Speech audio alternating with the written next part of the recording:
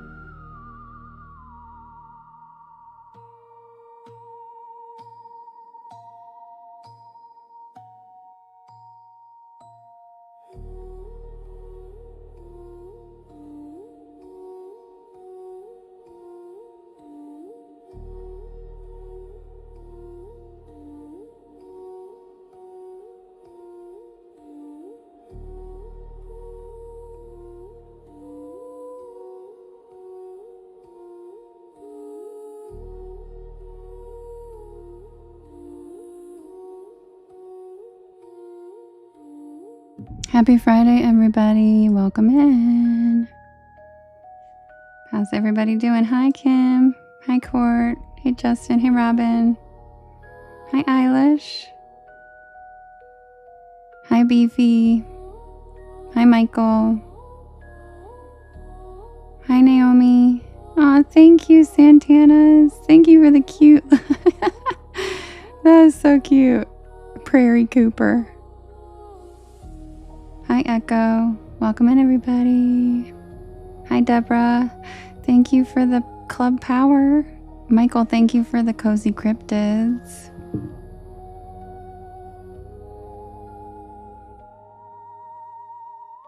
Hi, Sophia.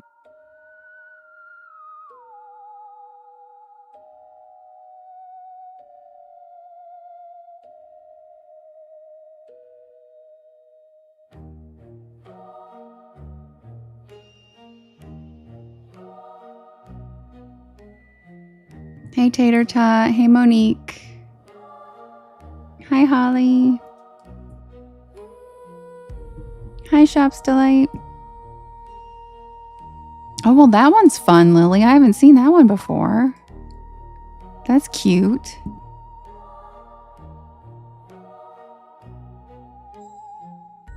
I'm good, Monique. How are you doing this weekend? How you doing, cutie?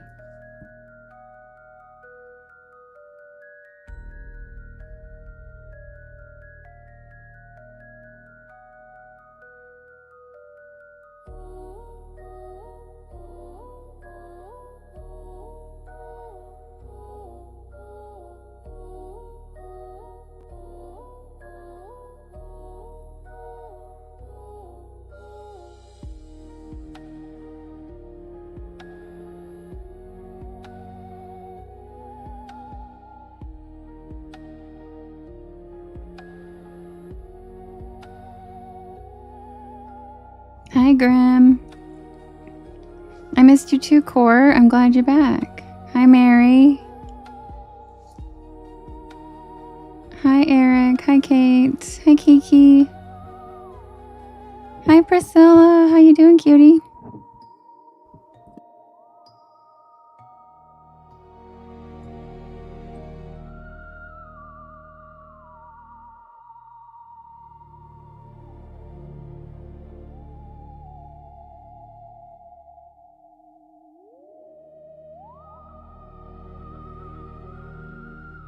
Thank you, Tater Tot. Thank you so much. Thanks, Robin, for the coral. Welcome in, everybody. My name is Devin, and this is Porch Lore. And I tell spooky bedtime stories to help you relax your nervous system and fall asleep.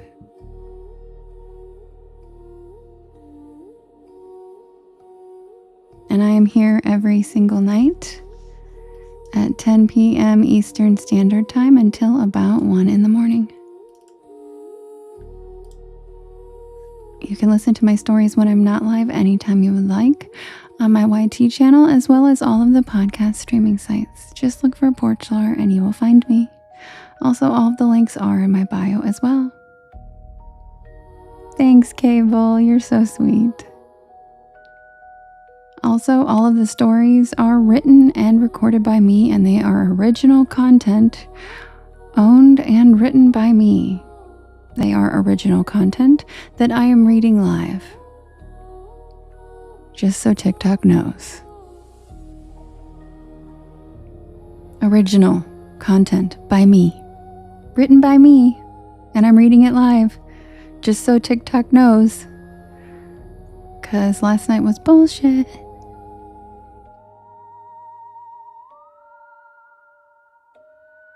Candy Shop, if you want to avoid that, you can click on my profile and go into my live through my profile picture, the red circle, because then it's not through a feed. It's just a direct link to a live, and because a feed swipes you through a feed of everyone you follow who's live. So if you don't go to the link, if you go to lives outside of your feed, it won't kick you to another live. And you can't swipe out when you're tapping. Because everybody's like, whoopsie, fell off. But it's like literally just going through the link that's shared with you instead of through the feed. Or you can share it to yourself or go in through your...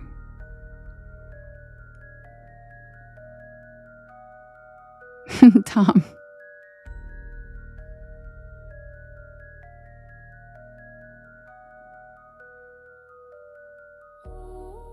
Yes, I read every night, Drifter. And no, SLJ, I think you're the one that's unhealthy, sweetheart.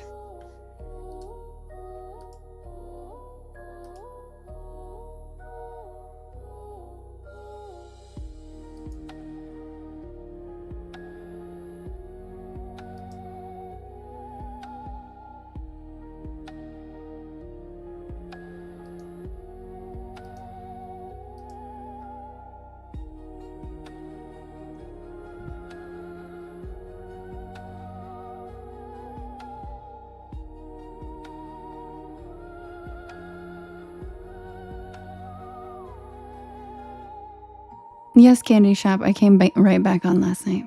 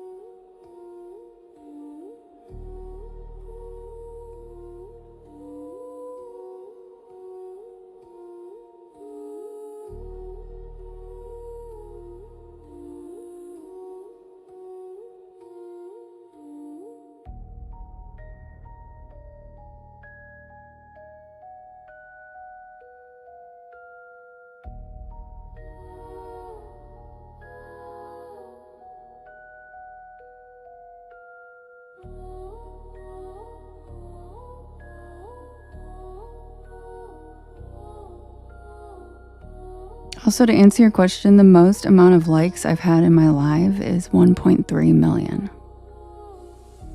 Followed by 1.2 million, followed by 1.1 million. We have reached over 1 million taps, more than 3 times, I think.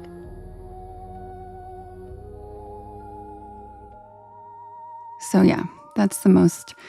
We used to regularly get like 700,000, but lately we're barely pushing 100,000. So I'm not really sure what's going on, but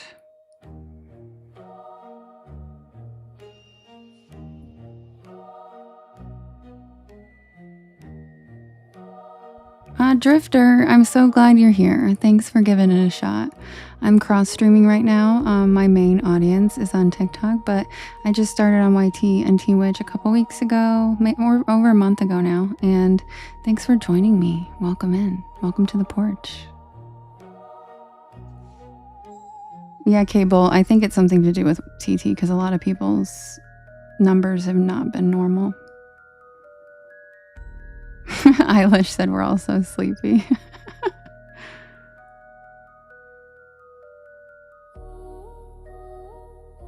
Hi, Henry. How you doing? Happy Friday.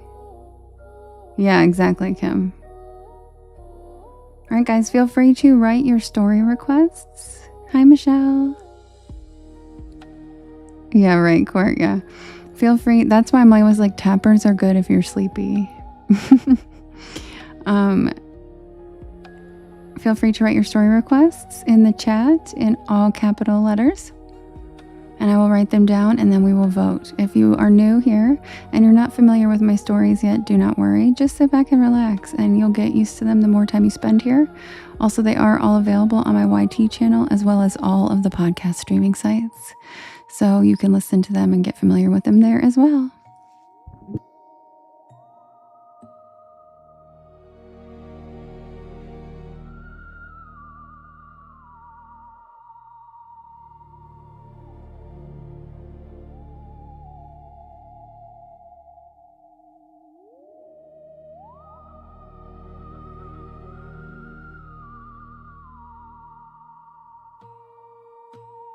I don't blame you, Kim. That one's ridiculous. Hi, Misty. I missed you.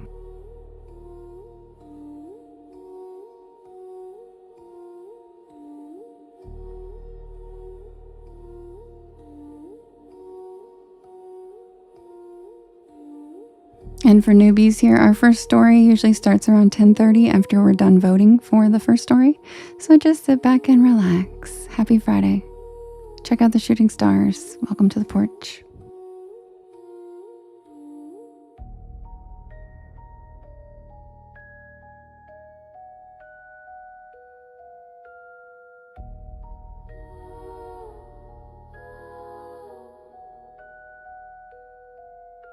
Pixie Cat, you're so cute. Every time you write a story request, you always write please afterwards. It's really sweet. It's just super cute.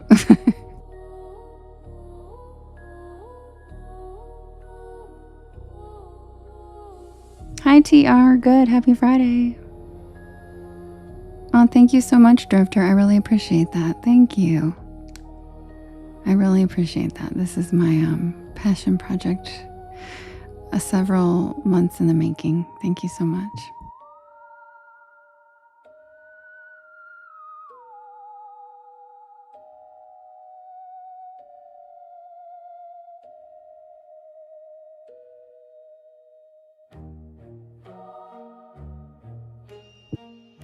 Misty, we need to catch up. I need to hear how everything's going with you.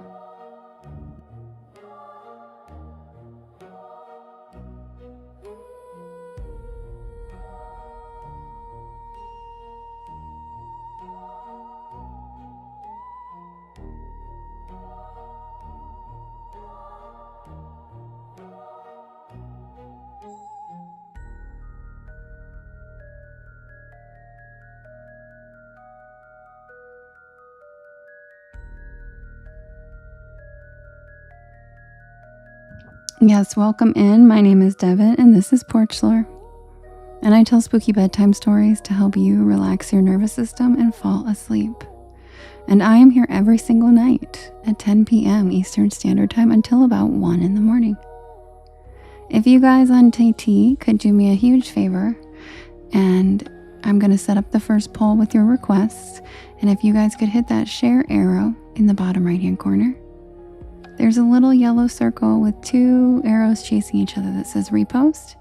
And that puts my live into your friends' FYPs, and it helps us grow our beautiful porch. If you're on the other YT and Twitch, I'm not really sure how to share it out. So if you know how, that would be awesome. Share it with your friends. That'd be great. Anybody who needs to relax and like spooky stories. She said, I'm Canadian. What can I say? That's cute. Hi, Michelle. Hi, Tanya.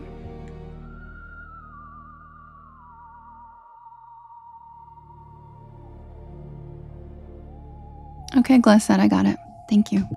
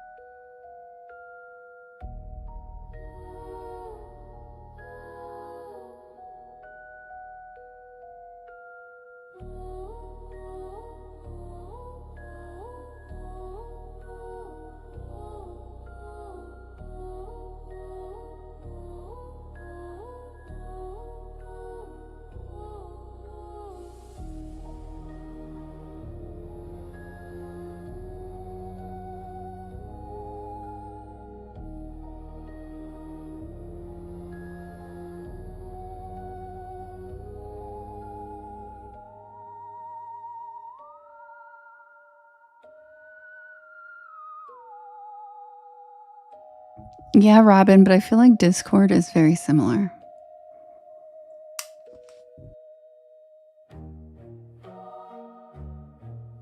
Or I mean Decord. I feel like it's kind of reminiscent to that. It's kind of analog style. It's very old-fashioned, right? It kind of reminds me of a chat room or something.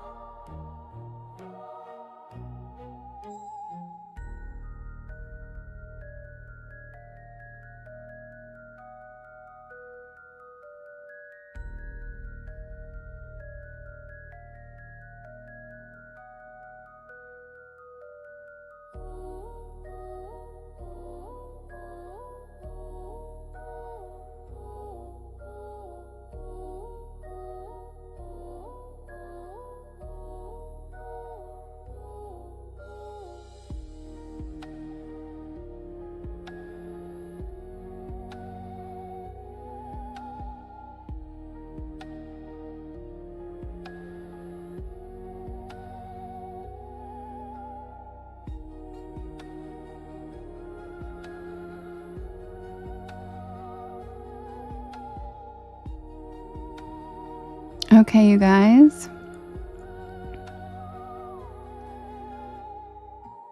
The first poll is ready. All right, we have... thank you, Heidi. Thank you. We have... Thank you for your heart me's, everybody.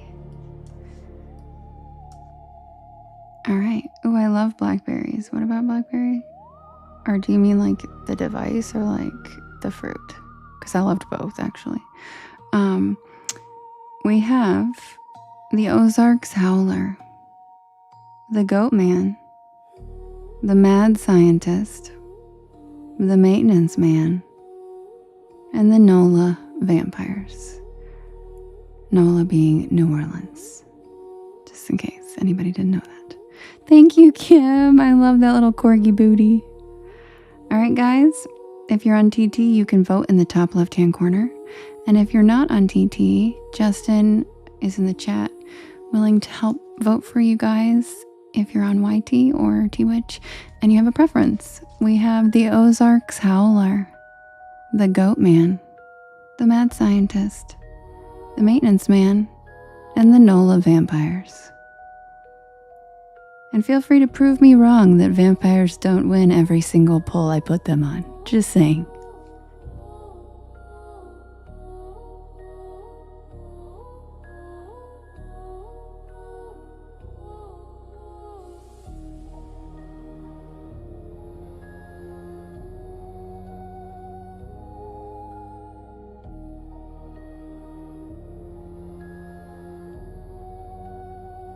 And again, you can vote in the blue box in the top left-hand corner. It is hidden by that stupid pink banner.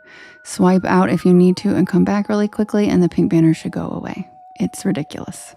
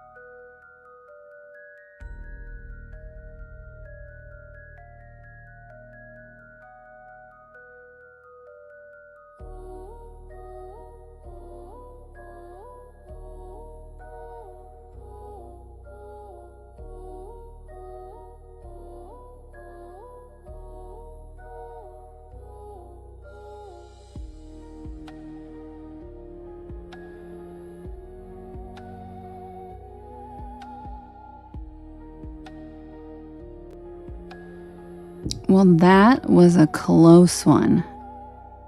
Whoa. Did you guys see that? 2-point difference. I am shocked. 2-point difference. And the winner is the Mad Scientist. Hi, Sparkle Tree.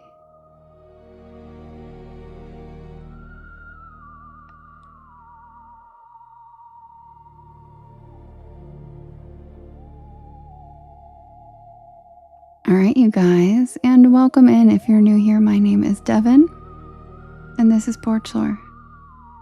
And I tell spooky bedtime stories to help you relax your nervous system and fall asleep.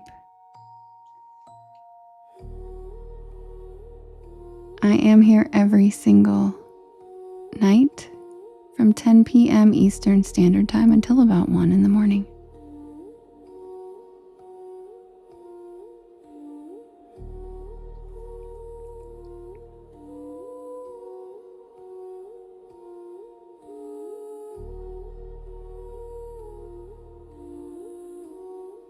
Even though it didn't win, I still remain that vampire, I think, is the most popular topic till you got to the porch bells.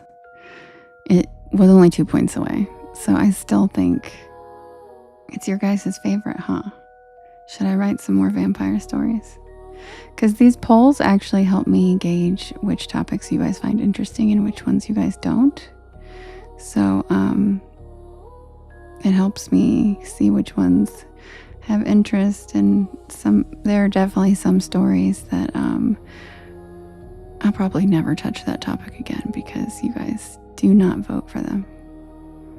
So I think I might need to throw a few more vampire stories in the mix.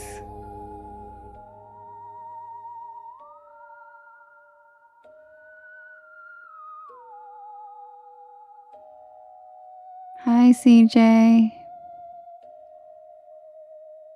We'll miss you. Have a good Friday. We love you.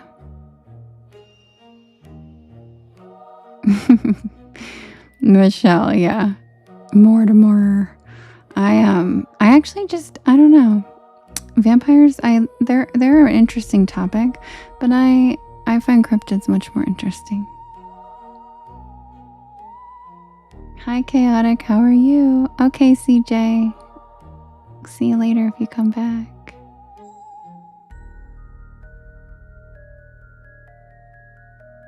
I guess it's just because I don't really, not sure if I don't really think vampires are a thing. So,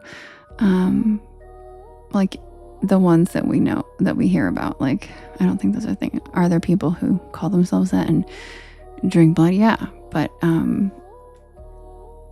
hi Rita, long time to see. How's my little cutie potato? Hi Aaron, I missed you too. But I do find them fascinating. I was obsessed with them when I saw the movie Buffy when I was a little kid. It scared me so much. And I did love the Vampire Diaries and originals. But I guess I'm just more interested in like the ones that I think might actually exist, you know? Buffy the Vampire Slayer raised me. All right, you guys, I will be right back.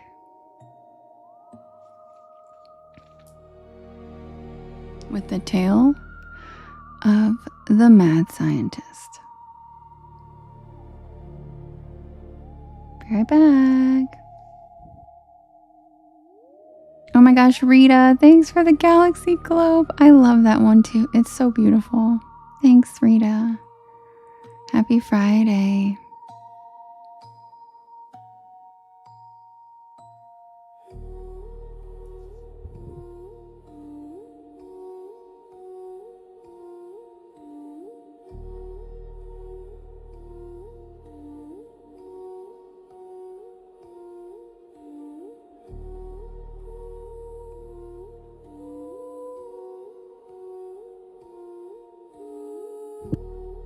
Yeah, for sure, Grim. And that kind of thing exists, but that's not the same thing.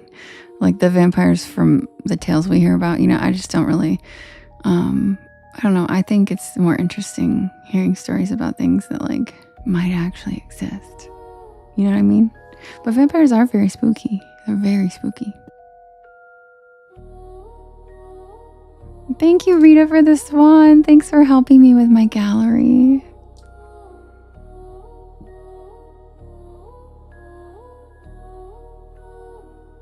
Unknown baby, thank you for agreeing.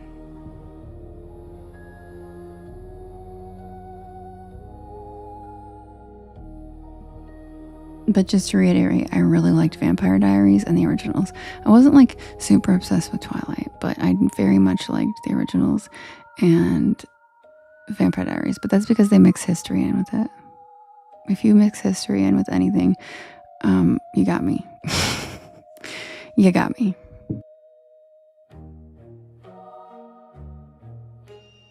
Yeah, and see, Justin, there are lots of like actual people who call themselves that, but like, no, you're not, dude. Like, you might drink people's blood or like whatever you want to consider, but like, you're not immortal. You're not, like, you know what I'm saying? Like, tell me what it was like in the 1300s, then I'll believe you. Do you know what I mean? Like, Hi, Ange. I hope you're giving yourself plenty of R&R. I love you.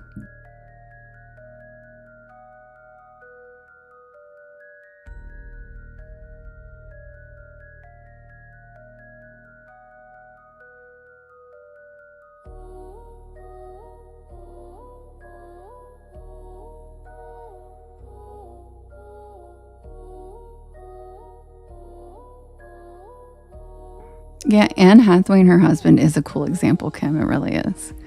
But I don't know if I'd think they were vampires.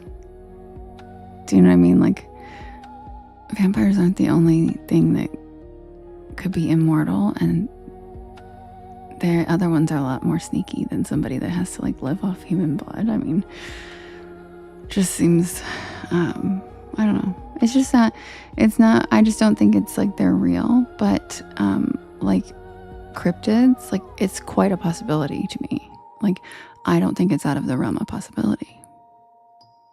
You know what I'm saying? You think it's I know, I love that story, Kim. I think it's so funny though, because her name's Anne Hathaway, and then her husband literally looks like William Shakespeare. The whole thing is very fun, especially for us Shakespeare nerds. And ghosts, I feel like they're real core, but I don't really feel like they're that exciting because I'm like, it's just a human. It's not like a mystery. Do you know what I mean? It's not like it's a mystery why they would get stuck here and stuff. I find that interesting, but I am more interested in stuff that we have not like gotten a handle on yet, things that we don't understand at all. Do you know what I mean? Yeah.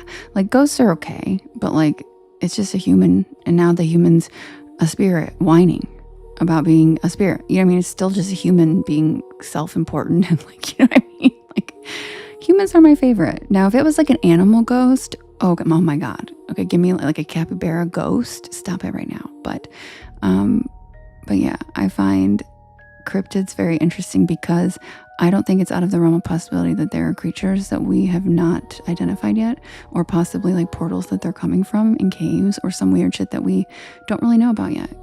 Because as I've mentioned before, the cave system wouldn't that be cool, Kim? Wouldn't that be so cool?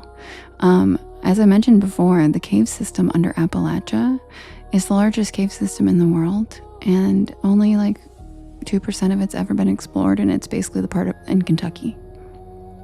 So we don't know what the hell is down there.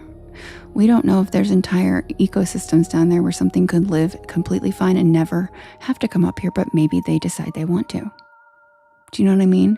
Like, it's not outside the realm of possibility in my mind that there are living creatures we don't know about yet. That to me isn't crazy or unreasonable. But like people living off humans' blood for centuries, and like that just a little like, you know, kind of like selkies. Like I find selkies, like the science behind actually using your seal skin and putting it back on and becoming a seal, that doesn't really line up. If anything, I think they would be sea elementals that tricked people. Do you know what I'm saying? I think some of the legends don't seem like they really make much sense, but a lot of this stuff does make sense, and that's the stuff I find really interesting. Yes, they're also the oldest mountains in the world. You are correct. And were once connected to the Scottish Highlands. And the interesting thing is, when I've been looking at... Aw, Stephanie, thanks. My brain is very complicated. It's very weird in there.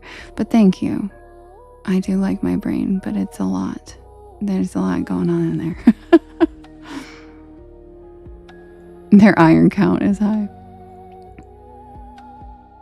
Yeah, South Indiana has cool caves too, Rachel, you're right. Like Evansville's awesome. But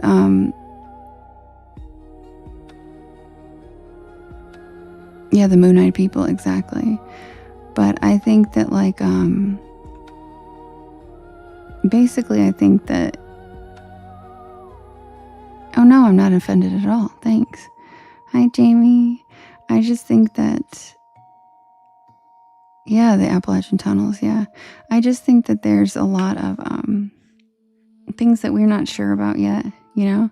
And I think it's more exciting to think that we haven't explained everything than it is to think we've figured everything out. A lot of people think that's scary, but I find that really cool and exciting and kind of like a reason to like, you know, be excited about life. Is like there's still a lot of stuff we don't know. And I think that's neat.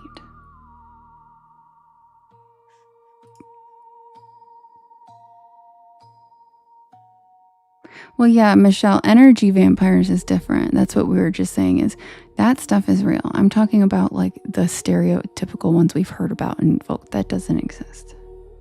There aren't people living off blood that can't be in the sun and like sleep in a coffin. Like, you know what I mean?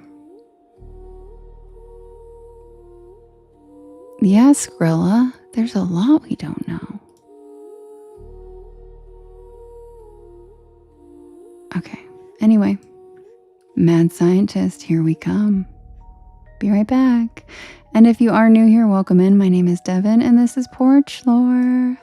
And I tell spooky bedtime stories to help you relax your nervous system and fall asleep. And I'm here every single night from 10 p.m. Eastern Standard Time until about 1 in the morning. I agree, Kim. Also, if you guys could do me a big favor while I pull up the next story, if you could hit that share arrow in the bottom right hand corner, there's a yellow circle with 2 arrows chasing each other that says repost. And it puts my live into your friends' FYPs. And it helps us grow our beautiful porch.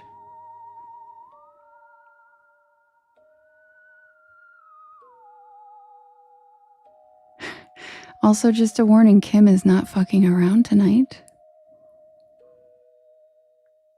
Just a fair warning, Kim is not fucking around tonight.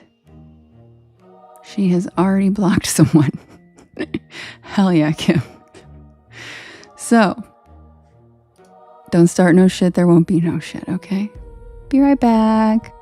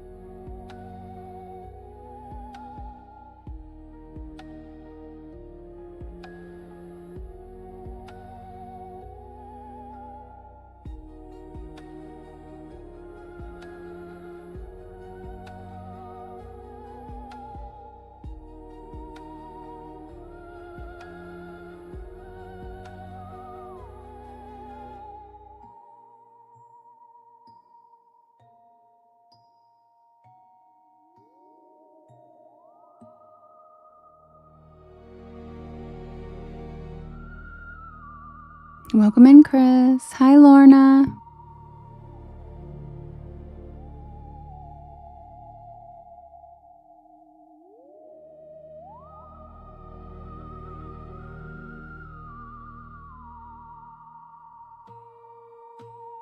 Really quickly, is your TikTok name Fold in the Chris? Like, is that a reference to Fold in the Cheese?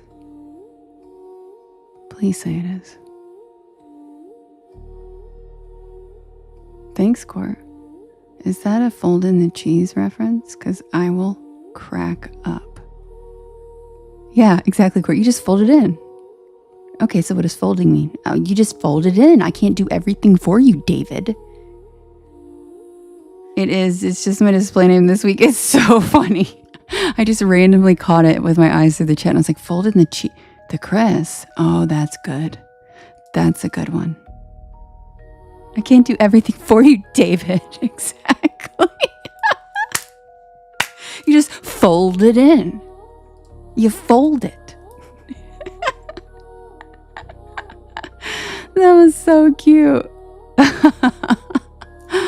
Oh, hi, Gigi. How you doing, cutie? Yeah, say fold one more time. Rita, thanks for the chopping in the rain.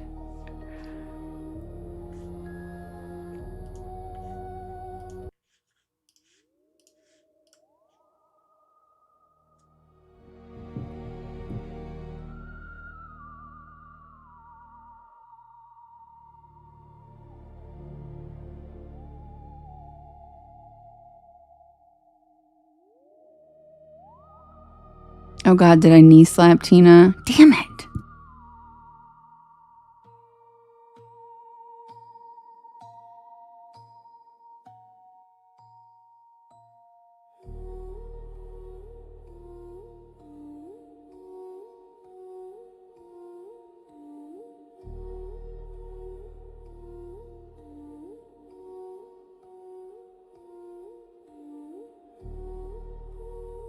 Submitted for the approval of the Porch Pal Society.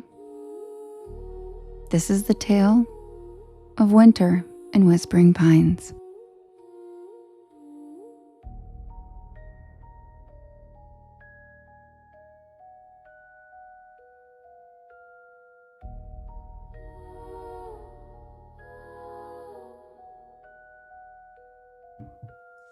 There's something about winter storms that strips away every illusion of control we think we have. You can plan, prepare, check the forecast 100 times. But when nature decides to cut you off from the rest of the world, you're helpless. Hi, Stacy. That's the lesson I learned last winter when Chelsea and I decided to rent a cabin in a place called Whispering Pines. Chelsea had found the listing online. An old family-owned property deep in the Appalachian Mountains. It was advertised as rustic but comfortable, with hiking trails, a fireplace, and a hot tub. It sounded perfect for our little bestie escape, a way to recharge after a stressful holiday season. The place was remote, but that was part of the appeal. No phones, no emails, no noise. Just snow, silence, and a stack of books and my bestie. We drove up early to beat the incoming snowstorm. The sky was already heavy gray by the time we turned off the main road onto a narrow lane flanked by towering pines. The cabin itself was tucked so far back into the forest that we didn't see it until we were practically on the doorstep. It was quaint, sure, but there was an edge to its charm, like it had been through some stuff. The wood siding was weathered, the shutters askew, and a small shed out back leaned so badly to one side it looked like it might collapse. But the inside was cozy enough. Knotty pine walls, a wood stove in the corner, and the unmistakable scent of old furniture. The owner had left a note on the counter welcoming us and apologizing for the lack of modern amenities.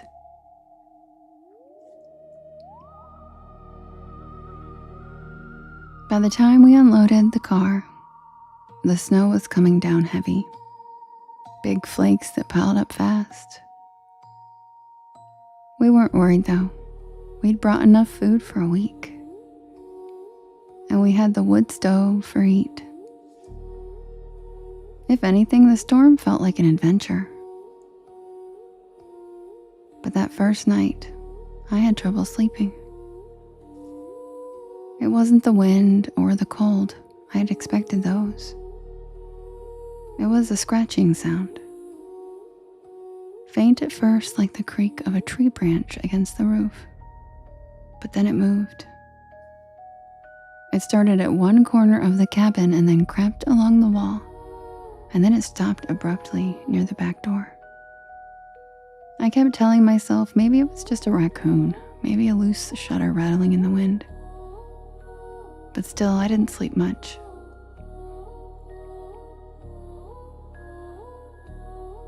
Hi, Sarah. By morning, the snow was knee-deep, and the sky showed no signs of clearing. The forecast had called for 12 inches, and we were well past that already. Chelsea suggested we check out the shed to see if there was a snow shovel or a sled or something to help dig us out. The shed was barely standing, its roof sagging under the weight of snow. Inside, it was cluttered with old tools, gardening supplies, and a rusted-out snowblower. But what really caught our attention was the trap door in the corner, hidden beneath a pile and a tarp. It wasn't locked, just stuck from years of not being used. Chelsea pried it open with a crowbar, revealing a steep staircase leading down into darkness. We didn't go down, not then. Chelsea said we should leave it alone. and I didn't argue. But that night, the scratching came back, louder this time.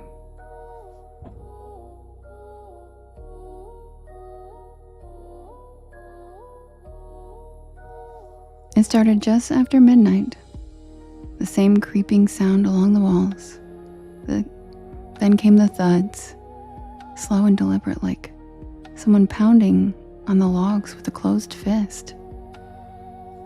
Chelsea and I sat frozen in the living room, staring at the front door. The wood stove cast flickering shadows across the walls, and for a moment, I thought I saw something move outside the frosted window. We tried to rationalize it. Maybe an animal, maybe the wind. But when the sound shifted to the roof, our excuses fell apart. Whatever it was too heavy to be anything natural.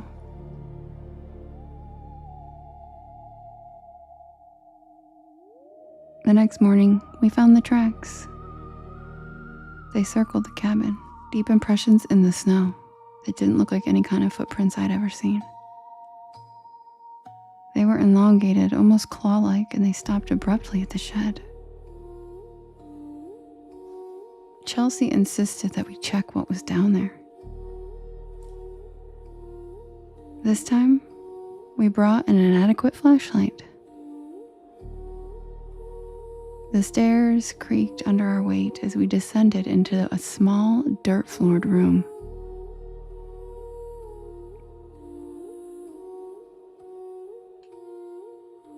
The walls were lined with old shelves, and in the corner stood a wooden chest. It wasn't locked, just latched shut. Inside were jars, dozens of them, filled with viscous black liquid. Some had strange objects floating inside. Teeth, bones, unidentifiable shapes. A piece of paper was taped to the underside of the lid, covered in handwriting, shaky and smudged. The only words I could make out were property of Dr. A. Ward, W-A-R-D. Doctor? Jars full of body parts? This was giving mad scientist vibes, and I was not here for it. We left the shed and decided to call for help. But our phones had no signal and the storm had buried the car. There was no walking out, not in snow that deep. That night, the banging started again. But this time, it wasn't just on the walls or the roof. It was coming from the shed. By the time we worked up the courage to look, the trapdoor was open and the chest was gone.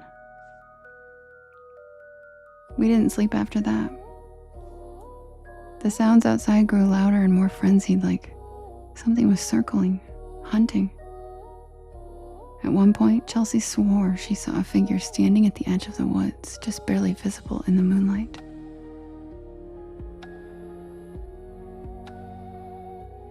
When dawn broke, we made a run for it. It didn't matter that the snow was still falling or that the nearest town was miles away. We couldn't stay another night there. But we never made it to town. About halfway down the road, we were intercepted by a snowplow.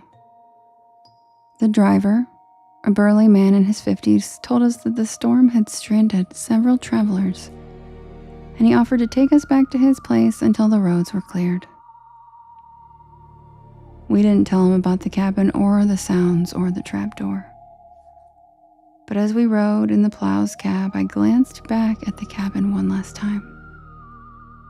And something was standing on the roof. It was tall, impossibly thin, with limbs that bent at unnatural angles. It watched us until the cabin disappeared from view. When we pulled up to the tow truck driver's cabin, an old hound dog ran out to greet him. As we pet the dog, Chelsea and I both sighed a breath of relief, the kind of peace that only a little furry friend can bestow. When we got inside, the man rushed down a dark hallway, and Chelsea and I both looked at each other nervously. It's pretty much every intelligent woman's cardinal rule not to get into a car with a strange man. But we were desperate. And weighing our two options, the odds seemed better with the old dude in his cabin than whatever it was we saw standing on the roof of ours.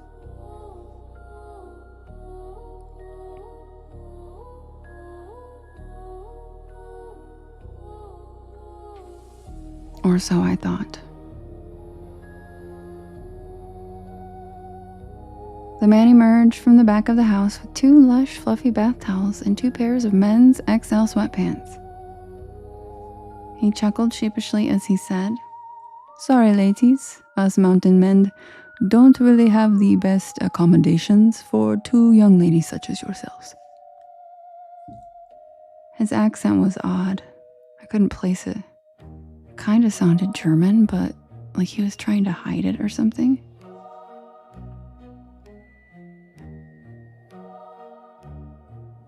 We both looked at each other, dripping wet, in our snow-soaked jeans.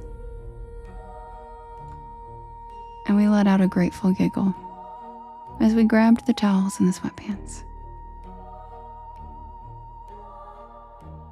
After guiding us to his spare bedroom, he asked us if we wanted something to drink.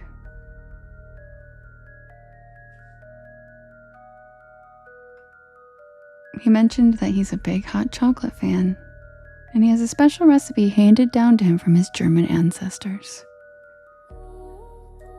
Being of German descent myself, and also a chocolate fiend, without thinking I immediately accept his offer for some of that sweet toasty cocoa.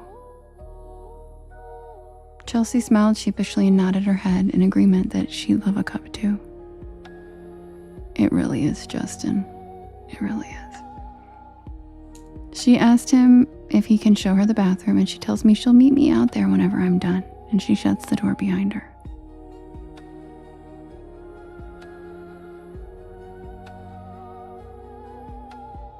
His cabin was cozy, with a roaring fireplace and a unique 1940s vintage decor scattered throughout.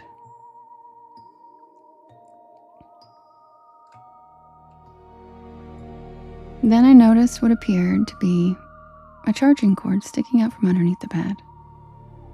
Thank you, Robin. Thank you, Skrilla. Thank you, Go Lady. I bent down to pull it out, hoping to give my phone a little juice. As I pulled on it, I realized it was stuck in a plastic storage box under the bed. And what I saw next made my stomach churn.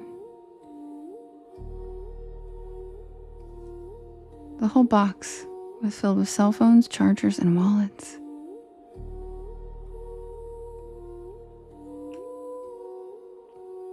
First thing I noticed was that all the phone cases were glittery pink pastel colors. These looked like women's phones.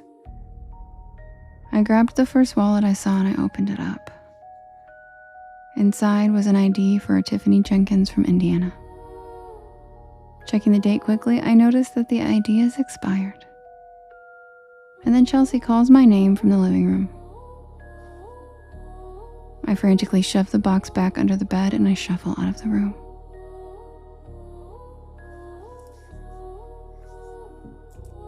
I joined Chelsea, who is already downing her hot cocoa next to the crackling fire. The man is still in the kitchen making up my cup of German chocolate brew when I whisper to Chelsea about the box under the bed. Tommy, thank you. Seahorses, I love them. First thing she says is that it sounds like he just slangs fake IDs. Thank you, Tommy. We had friends in college who did that. and they did have a lot of expired IDs laying around. So I just let it go. Thanks, Tommy. Thanks, Lily. Then the man comes back in with my mug of piping hot cocoa. Right, Brooke? I mean, come on. Now this is the darkest and thickest hot chocolate I have ever had. He wasn't kidding. But it must have been very dark chocolate. Because as creamy as it was also very bitter. I took one sip and I set it down. You give me. I start to realize the stressful events of the past few days must have really caught up to us because Chelsea was already dozing off on the couch next to me. I guess a cozy fireplace will do that to you.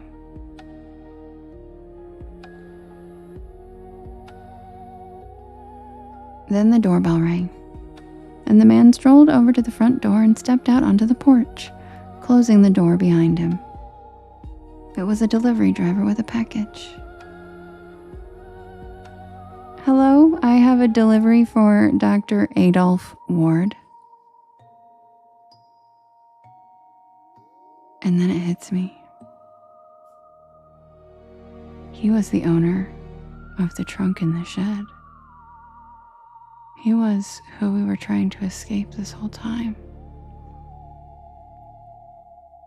Oh my God, the black liquid. Did he put that black liquid into our drinks?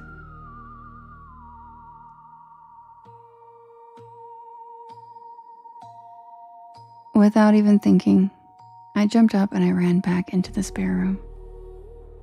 I pulled my phone off the charger and I decided that I'm going to crawl out that damn window and run. I will go get help and I will come back for my bestie. Because if we both get stuck here, we have zero hope of surviving this. So, there I am, in giant oversized creepy dude sweatpants, running through the woods in a snowstorm. What was I thinking? I kept running for what seemed like forever, until I saw a faint light through the snow off in the distance. Now I do not handle cold weather well, so at this point I am running out of steam. But I just keep pushing myself, realizing that this is literally life or death at this point. As I finally make it to the edge of the woods, I basically trip from my momentum, and I fall out of the tree line and into the parking lot of a Bojangles. And anyone who knows me knows how much I love a good breakfast biscuit and a sweet tea from Bojangles. But I had never been happier to see that glowing yellow and red chicken sign than I was at that very moment.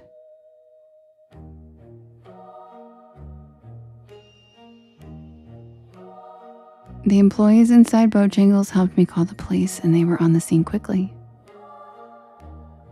They drove me back up to where the man's cabin was. And where the cabin had been sat an old, abandoned, run-down cabin that looked like nobody had been inside for 50 years. Then the police said, "Oh, that can't be the place. Nobody's lived there since that creepy German man who owned all this land up here disappeared. You know, there were always rumors that he was an escaped Nazi from Germany. One of those mad scientists, you know, that the government pardoned and brought over here for the space race. And a lot of local kids say they see orbs around this place. And everyone thinks it's haunted." What? How could there be no cabin here?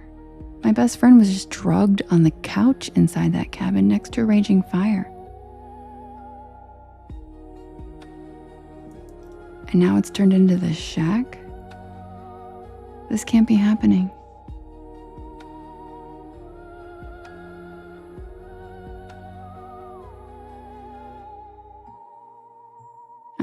a missing persons report for Chelsea. But I wasn't going to let this go. The police drove me up to the path of our rental cabin and helped me dig out my car. They followed me back down the winding mountain road and made sure I got back on the highway safely. The drive home was spent in silence, trying to figure out what just happened to me.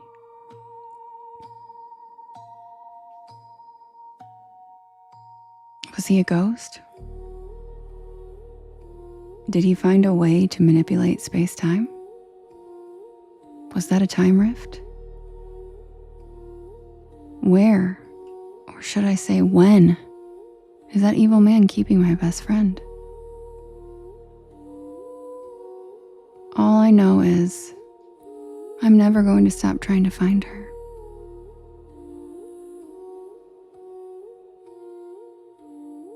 And if you ever find a good deal on a cabin in the Appalachian Mountains at a place called Whispering Pines,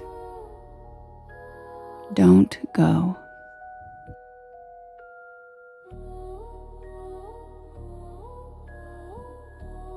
And that's the tale of the winter at Whispering Pines, also known as the Mad Scientist.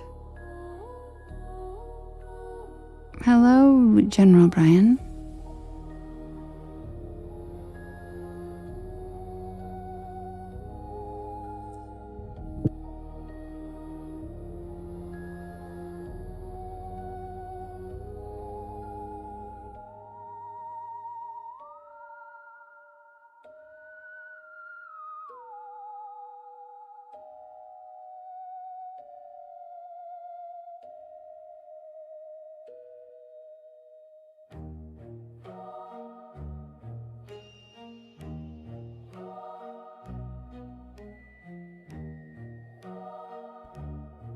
Thank you, Maureen.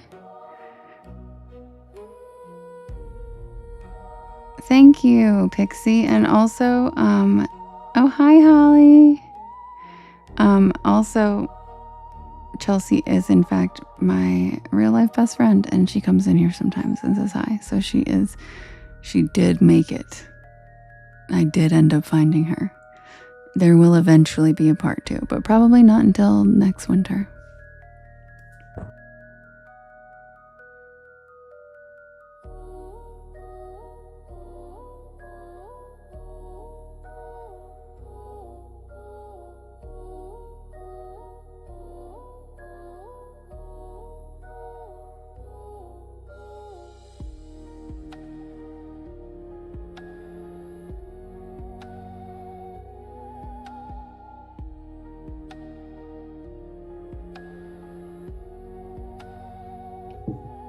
Oh, seahorses.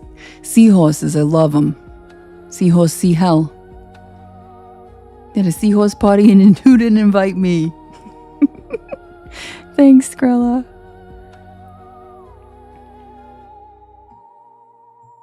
Seahorse, see hell.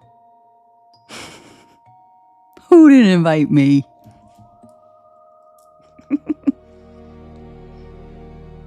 Look at those things.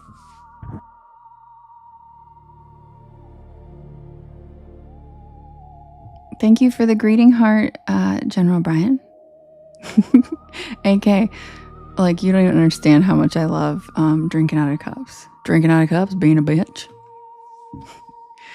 Mr. Walkway, lead me to the building. Fuck you. Like, I can't. You really think so, Robin?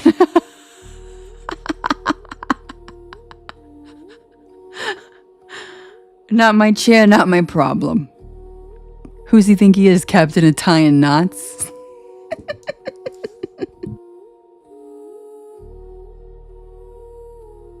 Justin, you are hilarious. Hi, Mary. Welcome in, everybody. If you're new here, my name is Devin, and this is Porch Lore. And I tell spooky bedtime stories to help you relax your nervous system and fall asleep. And I am here every single night from 10 p.m. Eastern Standard Time until about 1 in the morning. I do write and record all these stories myself. They are original content, and you can listen to them whenever you would like on my YT channel, as well as all of the podcast streaming sites. Just look for Porch Lore and you will find me. AK Parker, thanks for the follow. Welcome to the porch, where we get spooky and a little goofy. And yes, you said you heard that many, many, many years ago. Yeah, me too. But here's the thing. I don't understand why that video is so funny, but it is just so funny that like it never stops being funny. It's been a really long time. That was like one of the first viral videos on YT. Literally, it was a long time ago, and it is just as funny today as it was however many years ago that was. And it doesn't make any sense because I don't get why it's so funny, but it is just so funny. So it doesn't matter how many years it's been, that is still some of the funniest shit for absolutely no reason. Yeah, Robin. Trees, I love them. I rely on them.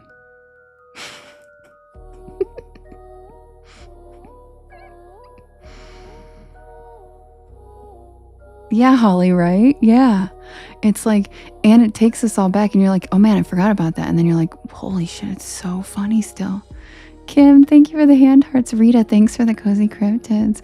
And who was it that went and looked? Chris. She's not in here tonight, but Chris had never heard of it. So she went and looked it up and she was like cackling. So it wasn't just something that was funny when we were like, you know what I mean? It's funny now. And I'm like, I don't even get why it's so funny. It really just is one of those things. Oh my God, Bloom Brass. What was that, Michelle? That was cute. Thanks for the ice cream, Mystic. How you doing, cutie Mystic? How you doing, cutie butt?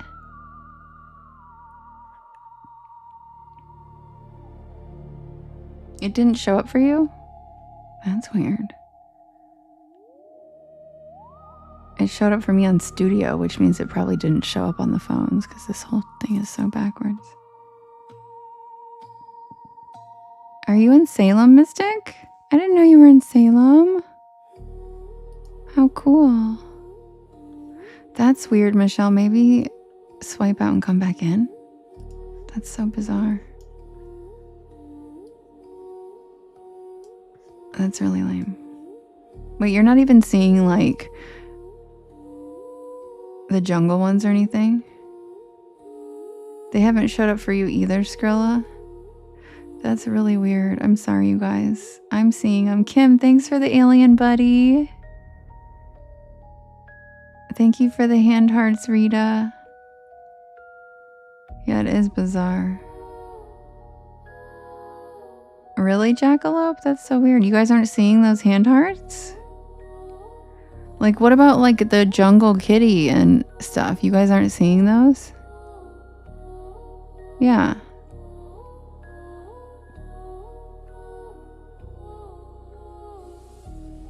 Okay, I think maybe like sometimes the newer ones aren't working, but like I think the jungle kitty, you didn't see the jungle kitty?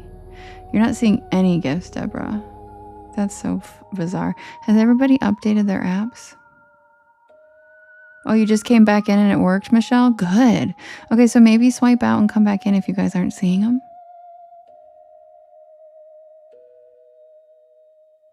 Okay. Yeah, I'm seeing them too, Eilish. Yeah, Deborah, maybe it seemed to work for Michelle. This app is just absurd. And yeah, check for a TT update because I have learned that I don't usually update my apps on purpose because of planned obsolescence. But with TikTok, I've learned you have to or it doesn't work anymore. Thank you for the thumbs up and DJ Cactus and TGIF Amy. So I would check for updates as well. Anyway, I will be right back with the next poll for us to vote for the next story. Happy Friday, everybody. Welcome to the porch. Sit back and relax. Check out the shooting stars. Grab a beanbag, chair, grab a hammock, and happy Friday. And if you guys could do me a big favor, while I'm setting up the next poll, could you hit that share arrow in the bottom right-hand corner? And there's a little yellow circle with 2 arrows chasing each other that says repost. And that puts my live into your friends' FYPs, and it helps us grow this beautiful porch of ours, and it helps bring in cool people. So thank you for reposting, thank you for sharing, thank you for tapping. Also, Lady Rose said that she had to leave and come back in to see the super fan stickers. So clearly TikTok's having some issues tonight. Michelle, thank you for the follow. Welcome to the porch. All right, guys, be right back with the next poll for us to vote. Hi, Melinda. Melinda, I love your name. It reminds me of one of my favorite shows of all time. And I bet you can guess what show that is. Because your name's Melinda, and I bet you I'm not the first person to ever bring it up.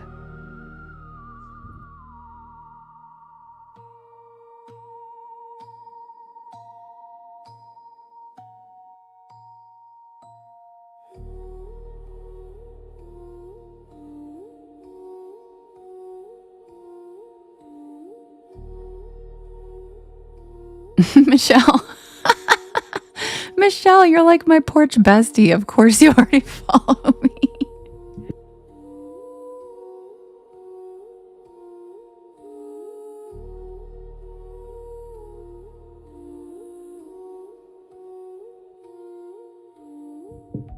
Yes, Melissa. Duh. But did Melinda answer? Does Melinda know who I'm talking about? Melinda. Hi, Songbird. Paging Melinda. I love your name. Do you know why?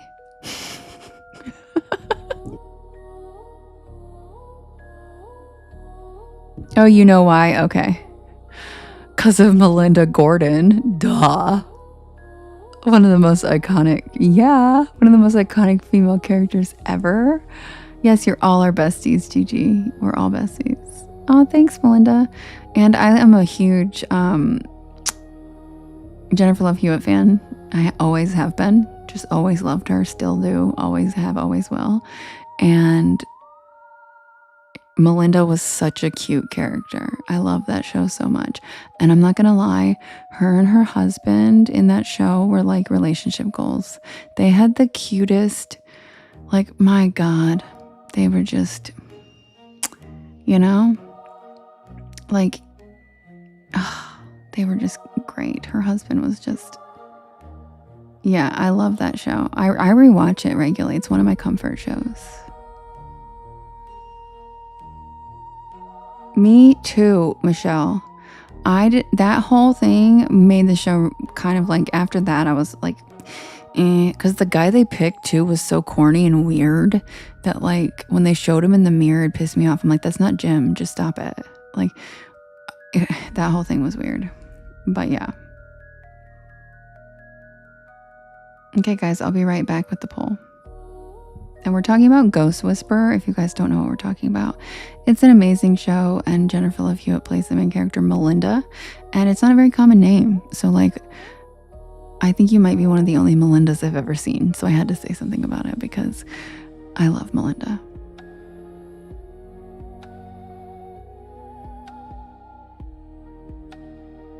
Yeah, Melinda is such an uncommon name. Pixie Cat, what's your name? Is your name Melinda too? Wait, Tommy, you like the show too? I love that you like the show. It's so good. And I always say that her marriage, like her and Jim were like couple goals. They were so cute. And he was so respectful and patient with her and sweet and kind and let her be independent, and he loved her. And it was just the best. Your name's Melinda too? Holy shit, you guys. Look at this. Melinda and Pixie, their names are Melinda. That's random. That's a very uncommon name. There's 2 Melindas in here. Hello, both Melindas. I feel like this is like a witchy... Justin. I feel like this is a witchy thing, because Melinda was a witch. So, like, I feel like, we have 2 Melindas in here. What are the odds of that? Yeah, Jade, right? I don't know a single person that doesn't love that show. Men, women, children, everybody. Justin said his name is also Melinda. Yes, Ghosts is really funny too, Robin. Yeah, hi, Melinda's. All right, be right back with the poll. Sorry, guys. I got very distracted by Melinda.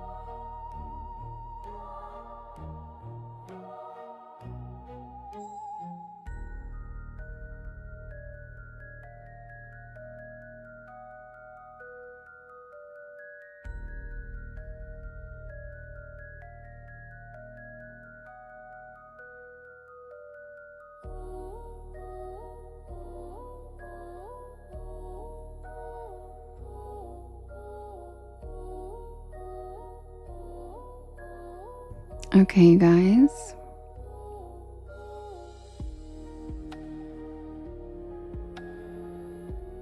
I love the name Mary Beth. She was my favorite girl in the Babysitters Club, and I wanted that as my name when I was a kid.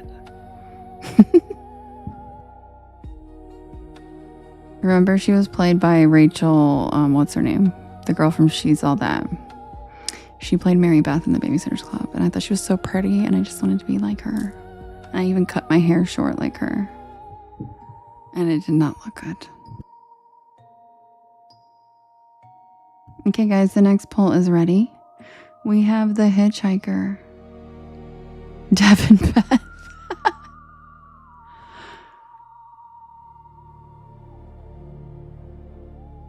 The hitchhiker, the Honey Island Swamp Monster, the Bell Witch, and Justice for Impusa. Hi, Drew. Casey's Cats. Devin Beth is wild, I know. And the Tale of the Twisted Claw, which is an Are You Afraid of the Dark reworking. You can vote in the blue box in the top left-hand corner. If that stupid pink banner is in the way, you can swipe out and come right back in, and it usually disappears because this app is just a nightmare. So you can vote in the blue box in the top left-hand corner. And you can vote up to 50 times, and you can vote for more than one story.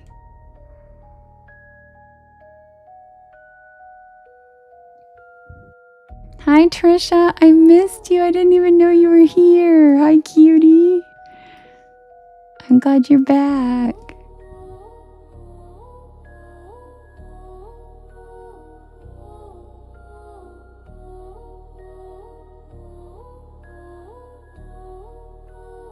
Mariah, thank you for the follow. Welcome to the porch.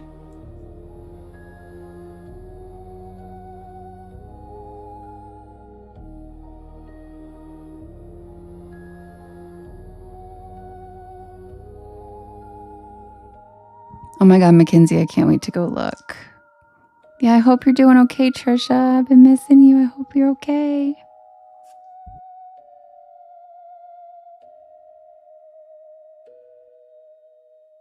Tina, thank you for the meerkat.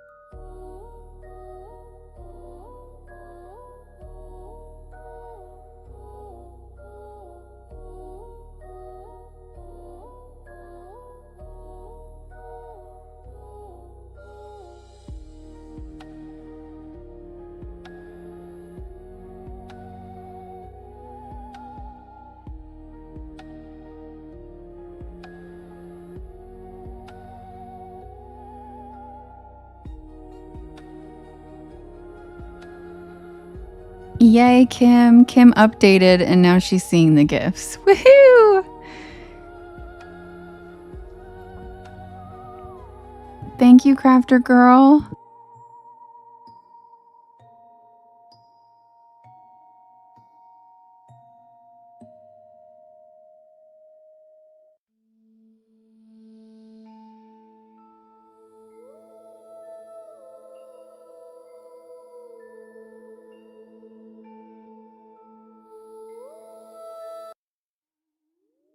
Okay, so the winner is Casey's Cats. And I will be right back with that. And if you're new, hi Sparkle Tree. If you're new here, welcome in. My name is Devin and this is Porch Lore. And I tell spooky bedtime stories to help you relax your nervous system and fall asleep. I'm here every single night at 10 p.m. Eastern Standard Time until about 1 in the morning. I do write and record all these stories myself, and you can listen to them whenever you would like on my YT channel, as well as all of the podcast streaming sites. Just look for Porch Lore and you will find me. Cheerio, thank you for the follow. Tony, thank you for the follow. Welcome to the porch. Also, I'm going to pull up the next story to read. If you guys could do me a big favor, could you hit that share arrow in the bottom right-hand corner? And there's a little yellow circle with 2 arrows chasing each other that says repost. And that puts my live into your friends' FYPs. And it helps us grow this beautiful porch of ours. Also, sharing to your stories and sharing with your friends helps immensely. And thank you for all the taps as well.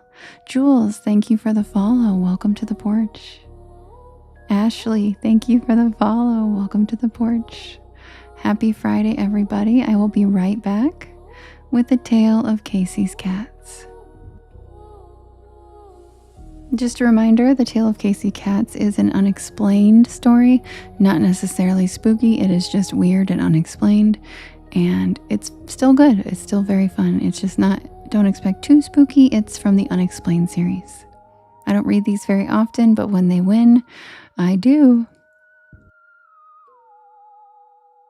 And thank you to everybody reposting and sharing it out. It does help a lot.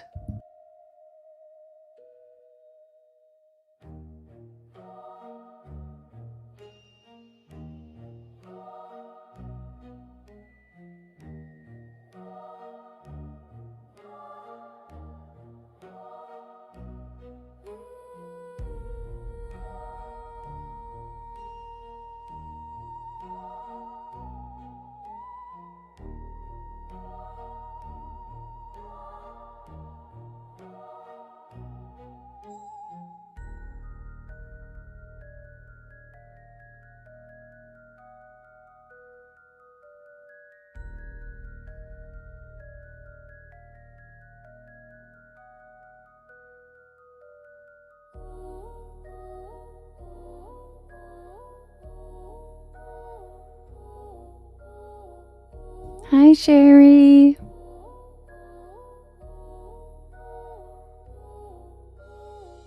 And also, yes, that is a cartoon version of Merlin. And look how cute he is.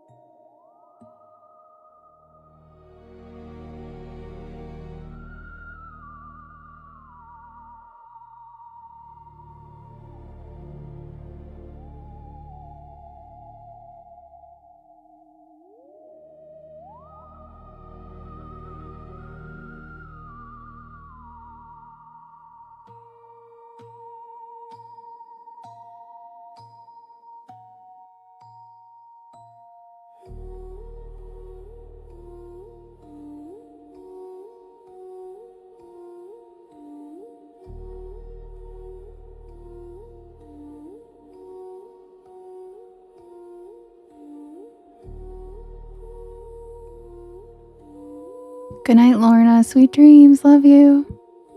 Hi, Down Nola. How are you?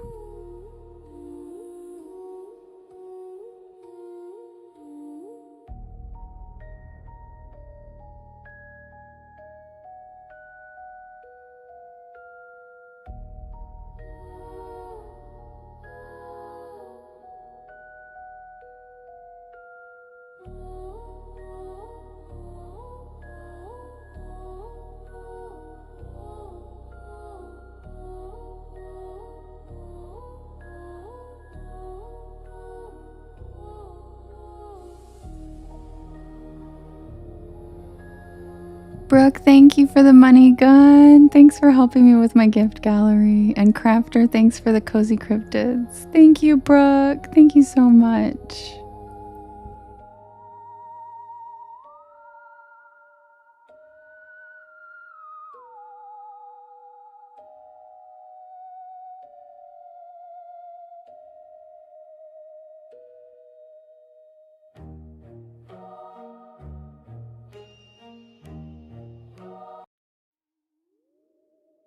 Thank you, Peak Angie.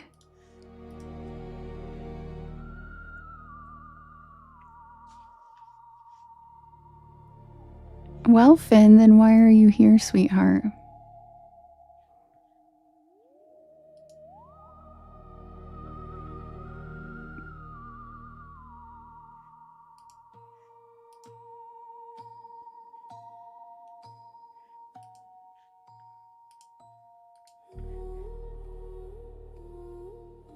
Kim, it's not, but I could put it up. I didn't even think about that.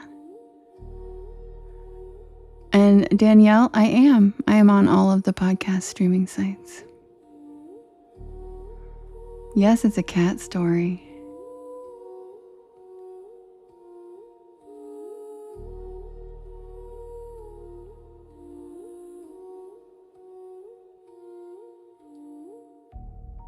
Justin, I got him. It's fine.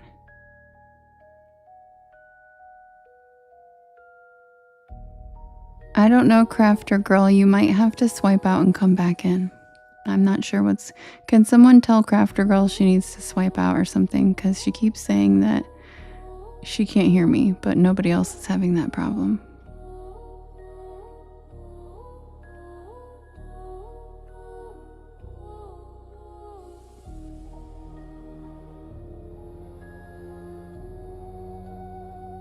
Oh, Down Nola. Most of the people are on TikTok if you wanted to join us there. That's where the chat is. I'd love for you to join us over there. The chat on YT isn't very active. It's mostly people on YT that just want to listen and sleep. But there's over 300 people on TikTok chatting away. If you want to join us over there too, you can. You're more than welcome. All right, you guys, I'll be right back. I'm going to take a quick swig and I'll be right back with the tale of Casey's cats. Happy Friday.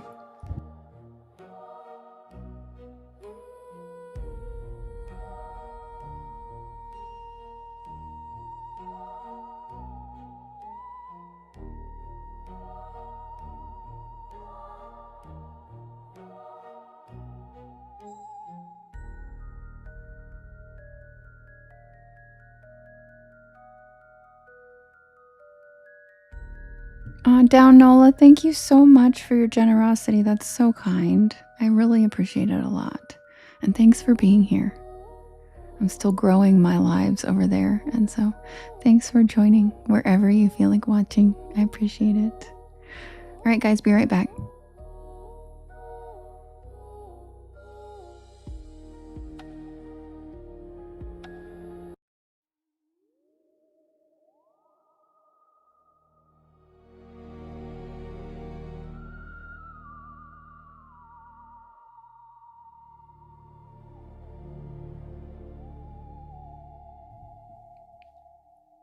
Submitted for the approval of the Porch Pal Society. This is the tale of Casey's cats.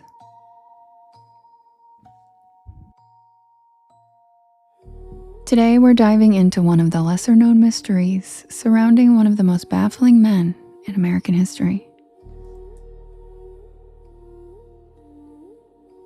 and his name was Edgar Cayce.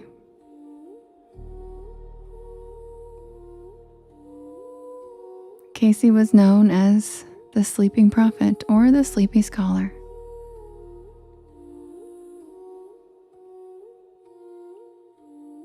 He entered self-induced trances, where he'd diagnose illnesses, recommend treatments, and speak in elaborate detail on reincarnation, Atlantis, the Akashic Record, and yes, cats. Edgar Cayce believed cats were spiritual sentinels, guardians, living instruments of energy attunement. And as strange as it sounds, Cayce wasn't making it up.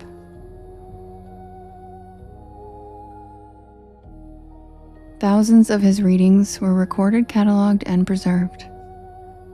And woven throughout those sessions, there are recurring references to cats, especially their uncanny ability to pick up on human energy, vibrations, and even illness. Over the course of his life, he delivered more than 14,000 such readings, earning a reputation as one of the most prolific and respected psychics in history.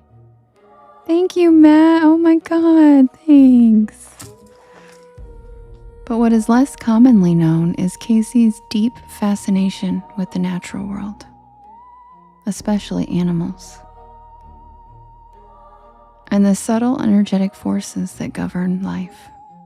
Thanks, Matt. You're so sweet. Among all creatures, it was the cat that captured his special attention.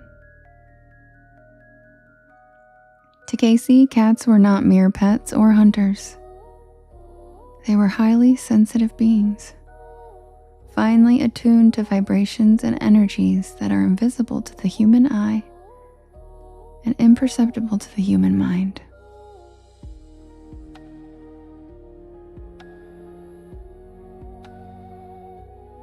At the heart of Cayce's worldview lies a radical idea that the universe is a vast sea of energy.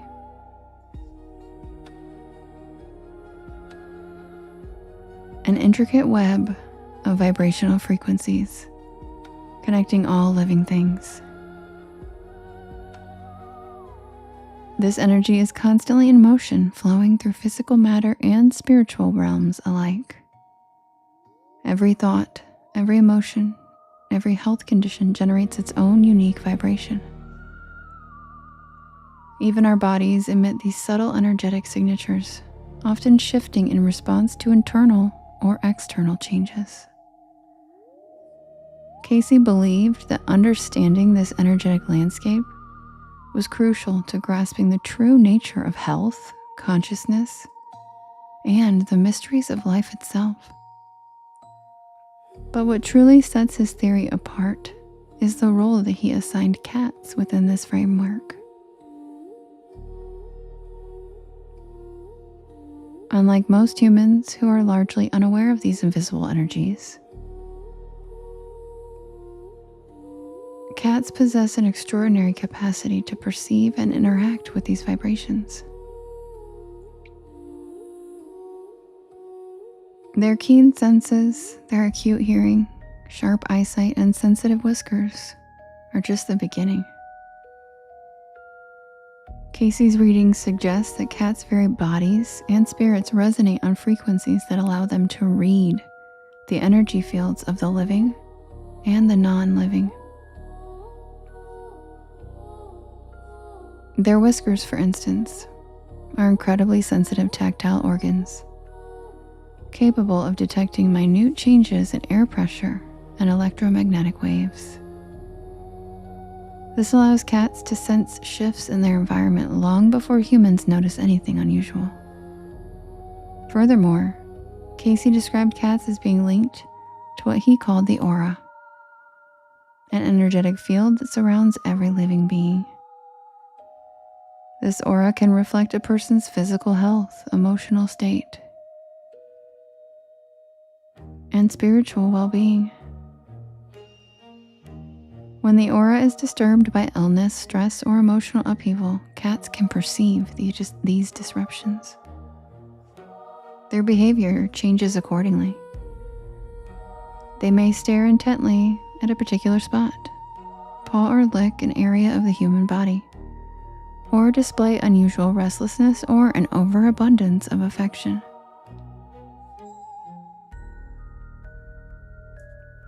For example, one of Casey's readings described a cat that persistently pawed at its owner's abdomen. When the owner eventually sought medical attention, a tumor was discovered in the exact location. Casey's interpretation was that the cat's sensitivity to disturbed energy fields enabled it to see the illness before physical symptoms appeared. This remarkable ability to detect energy disturbances extends beyond health to human emotions.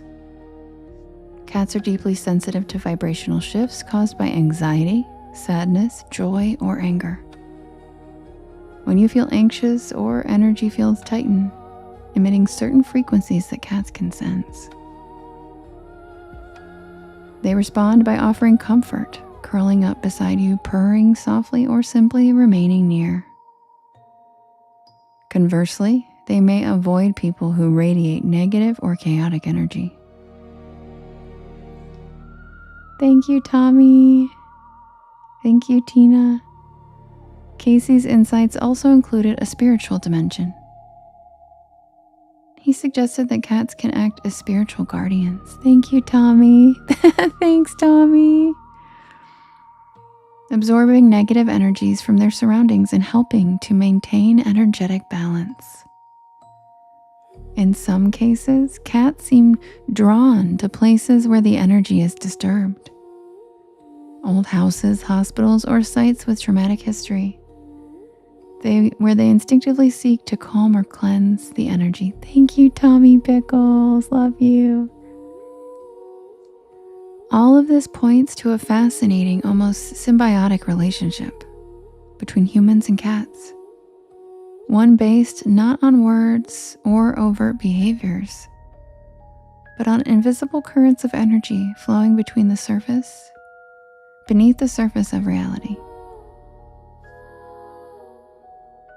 Casey's readings provide a modern framework for understanding why in ancient times cats had been revered, not just as companions, but as sacred animals, intermediaries between the physical and the spiritual worlds.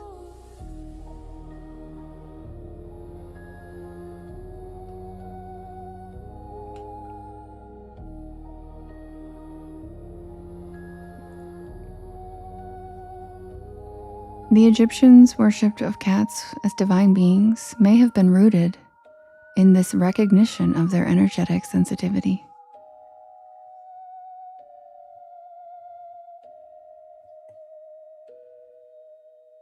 Their goddess, Bastet, often depicted as a lioness or a domestic cat, was associated with protection, healing, and spiritual wisdom.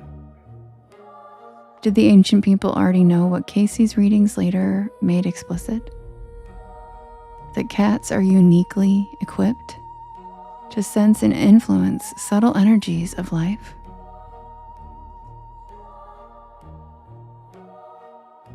Casey argued that cats' spiritual nature enhances their perceptive faculties, allowing them to connect with energy on a higher level. For instance, Casey described how cats often appear to watch invisible entities or events that humans cannot perceive. Hi, Robin. This behavior has long fueled folklore about cats seeing spirits or otherworldly entities. Rather than nonsense or superstition, these behaviors may reflect their interaction with subtle energies and shifts in electromagnetic fields, residual trauma, or the presence of non-physical entities. Understanding Casey's theories helps us make sense of these mysteries and invites us to reconsider our relationship with cats. They are not just pets or hunters. They are energetic beings connected to us through invisible vibrations, and a shared life force. As we deepen our understanding of energy, vibration, and consciousness, the mysterious power of cats may move from folklore into the realm of scientific possibility.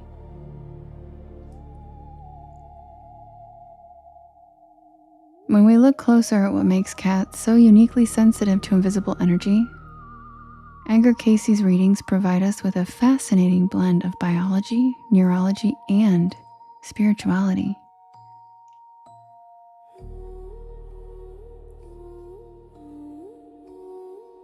One of the most iconic features of a cat, aside from their graceful movements and piercing eyes, is their whiskers.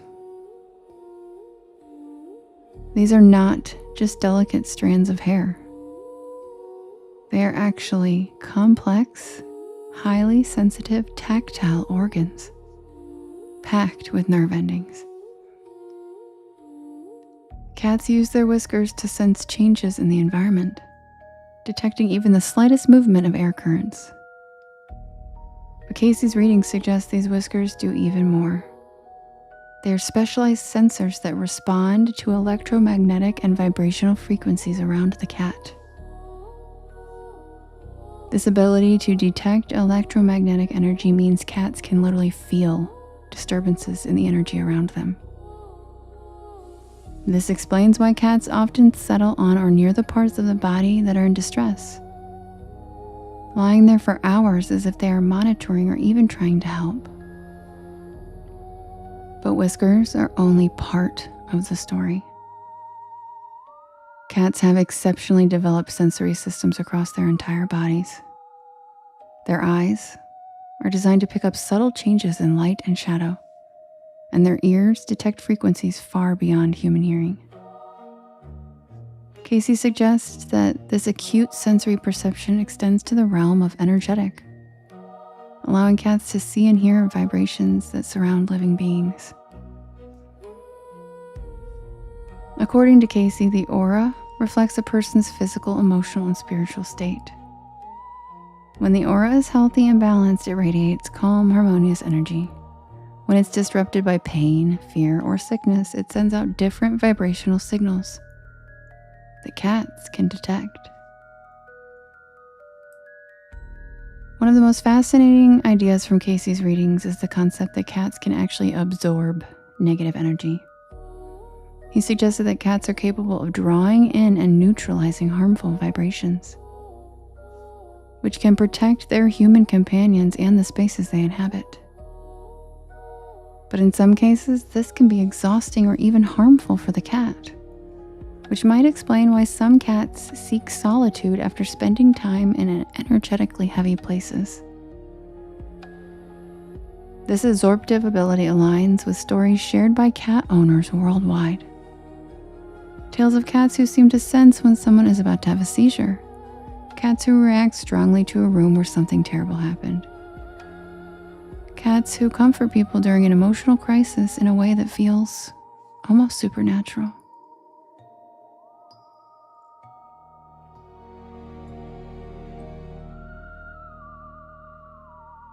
In addition, the purring of cats is a healing frequency. Cats purr at frequencies between 25 and 150 hertz, which has been shown to promote tissue regeneration and reduce inflammation. Thank you, Buddha. Cayce suggested that this vibration could also affect the energetic body, helping to soothe disturbed energy patterns and promote healing. The more we explore these layers, the physical, the neurological, and the spiritual, the clearer it becomes that cats are remarkable creatures, bridging worlds that humans only glimpse occasionally.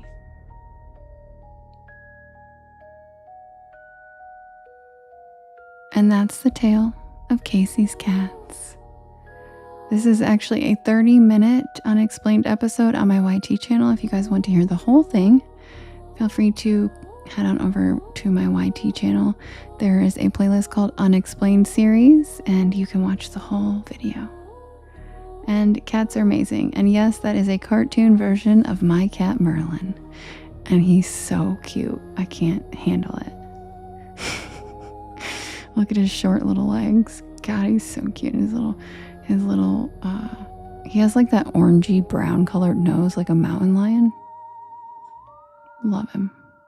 Oh, thank you, Matt. All of my unexplained series are very insightful, like the Tesla one, and they are more metaphysical. Because like I said, I really like things that are unexplained. It doesn't have to be macabre. It doesn't even have to be spooky. I am just fascinated by things that we can't explain yet. Yeah, he's just missing his bow tie, Justin. He's so cute, isn't he? He's so cute with his little paws. God, love him.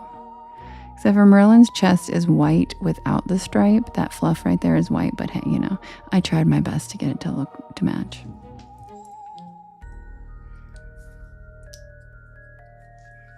Yeah, Matt, the unexplained ones that's why they're not considered bedtime stories, but they are really interesting. He is such a handsome boy. He really is.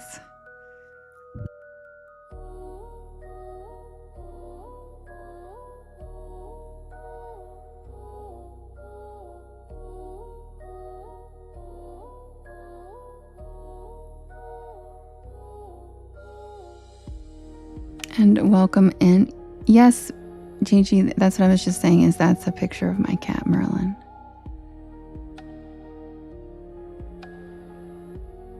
All right, you guys, welcome in. My name is Devin, and this is Porch Lore, and I tell spooky bedtime stories to help you relax your nervous system and fall asleep. And I'm here every single night from 10 p.m. Eastern Standard Time until about 1 in the morning. I'm going to set up the next poll for us to vote. And if you guys could do me a big favor, could you hit that share arrow in the bottom right-hand corner? And there's a little yellow circle with 2 arrows chasing each other that says repost. And that puts my live into your friends' FYPs. And it helps us grow this beautiful porch of ours. And yeah, Gigi, I've had cats my whole life, but right now I just have Merlin. Hello, Douglas. Welcome in. Welcome to the porch. Why, Matt? What were you going to do?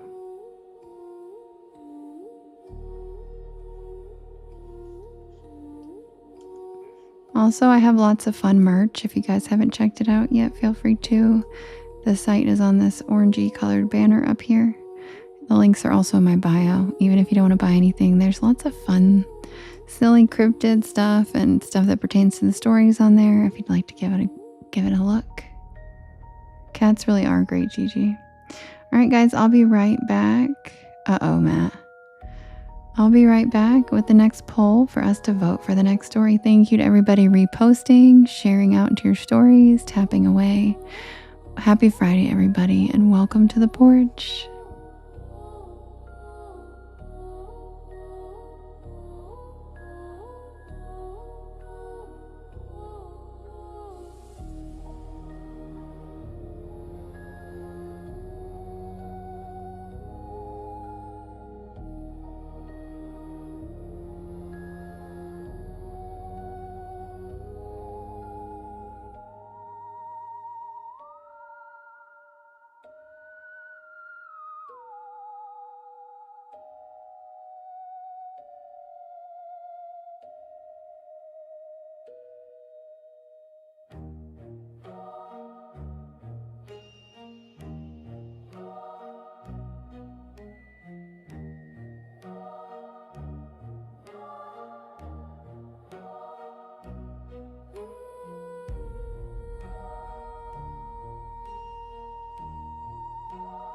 Yeah, it's been happening a lot. It's TikTok.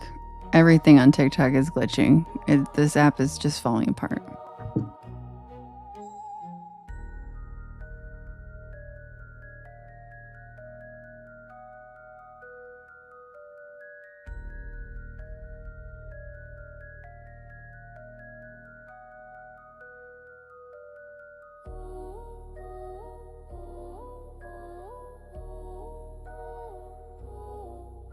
Oh no, that's okay, TikTok, because it's also a glitch. It made it look like it didn't send it, right? And so you sent it again, because the app does that too. So don't worry, I already know, because everything this app does is a glitch. Thank you for the follow, Jet Black. Welcome to the porch.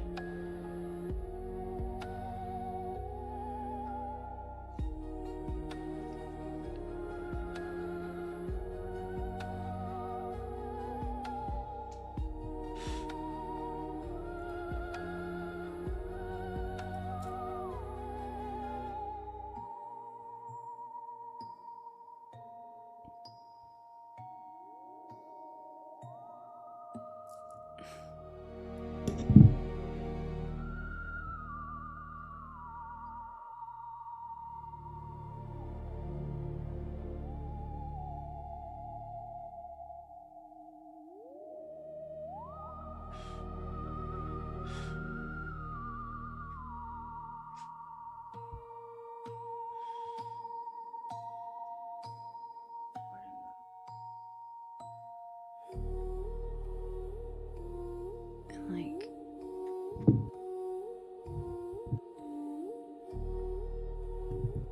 you guys, guess what just happened? The weirdest thing just happened. Thank you, Paula. Welcome to the porch. Archangela, thank you for the swan.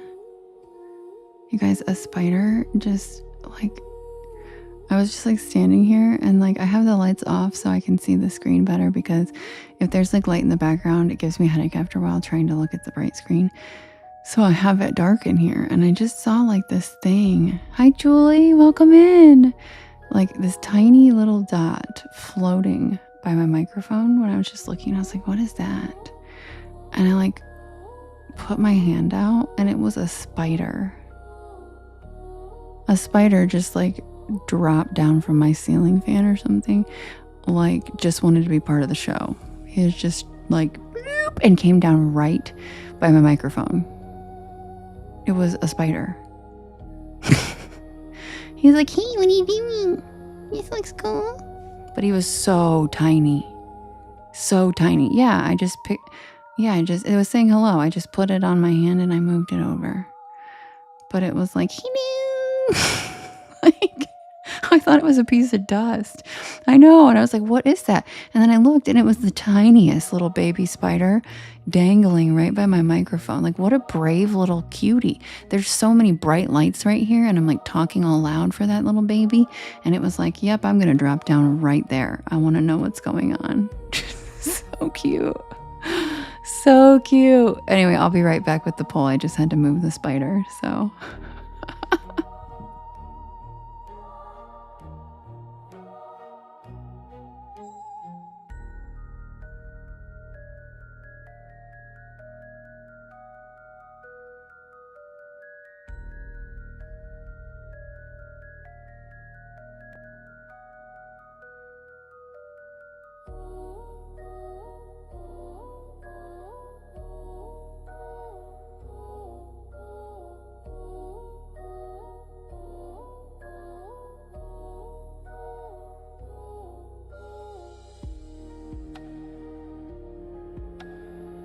You know what's funny, Seashell? Is it good luck? Because spiders land on me a lot. You love my spider voice, thanks. I've had spiders land on me numerous times. I had one land on me another live, like recently. Like, they like me. They aren't scared of me. Most creatures aren't scared. Like, they don't get a scary vibration from me, so they actually come up to me pretty right. I'm kind of like a Snow White.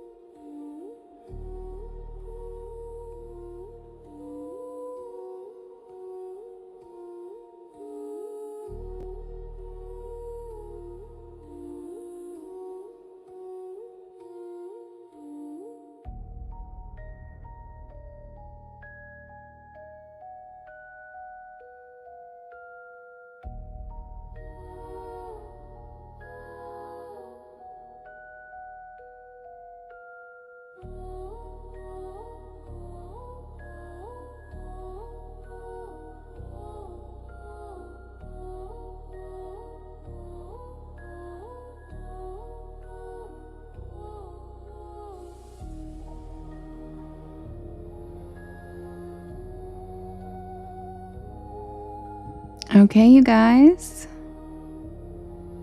The next poll is ready, and we have The Door in the Water, which is the Selkie story.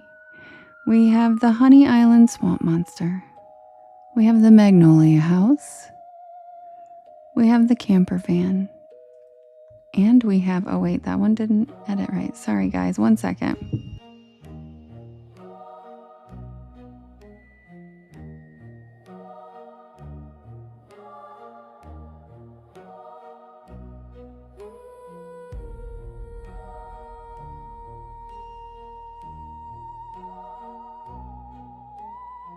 Okay, let's try this again. We have The Door in the Water, the Honey Island Swamp Monster, Magnolia House,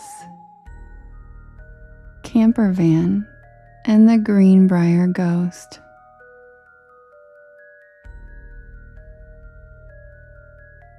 And you can vote in the top left-hand corner in the blue box. And you can vote up to 50 times. And you can vote for more than one story. Hi DJ, welcome in. We have The Door in the Water, which is the Selkie story from Ireland. We have the Honey Island Swamp Monster. We have the Magnolia House. We have the Camper Van. And we have the Greenbrier Ghost. Who's it gonna be?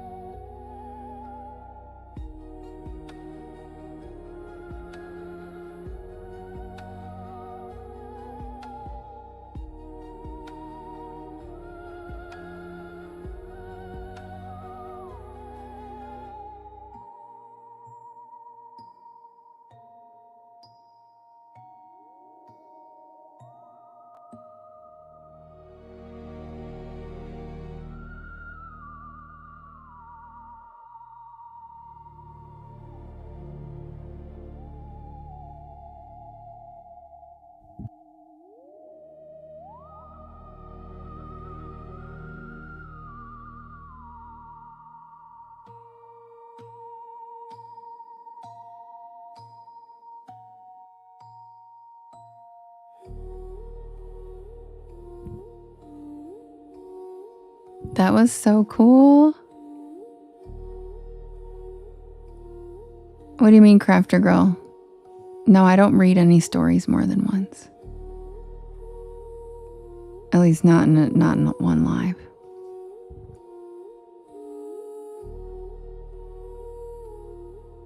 Thank you, Randy. Welcome in. Danny, thanks for the donuts. Laura, thank you for voting. Jade said Kim versus Curtis. Oh.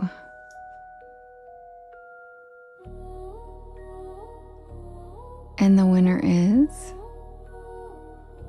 the Greenbrier Ghost. Ah, Jade.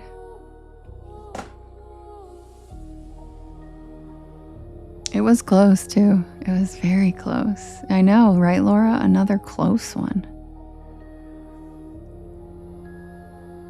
I am too, Michelle, because I had a lot of requests for that one tonight. Very surprised. Because that's another very popular one, the Camper Van. Way to go, Jade. No, I'm just kidding. Daisy, thank you for sharing it out. I really appreciate it.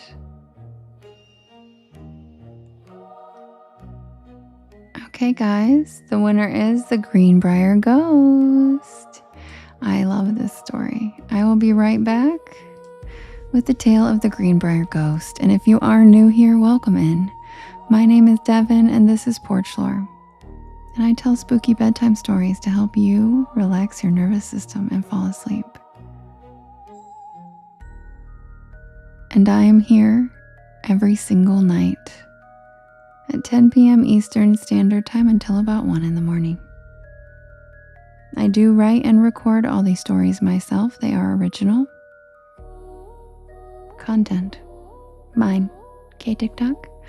And you can listen to them whenever you would like on my YT channel, as well as all of the podcast streaming sites. Just look for Porch Lore and you will find me. Thank you, Laura. Thank you, Crafter Girl.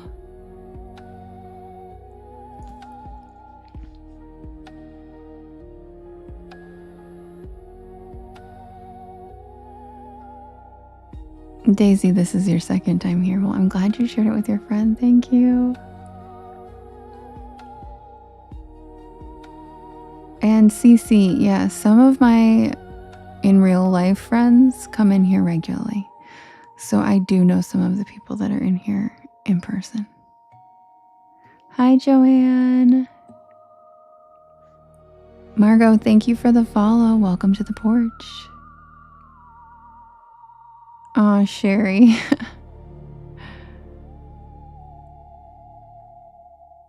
All right, you guys, I will be right back with the tale of the Greenbrier Ghost. So grab a beanbag chair, grab a hammock, sit back and relax, check out the shooting stars in the sky, and welcome to the porch. And as I always say, there is always room for one more on the porch. So if you feel like inviting one more, that would be great. So feel free to repost the live and share it out to your friends while I pull up the next story. Happy Friday!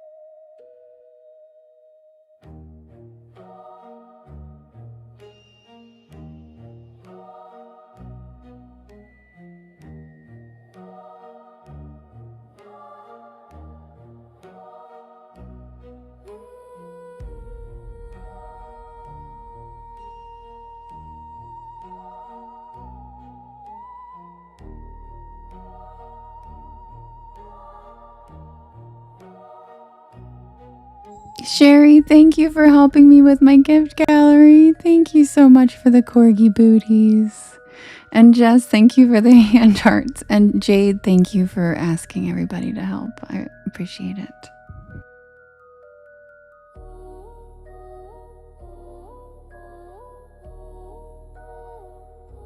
Thank you, Jess.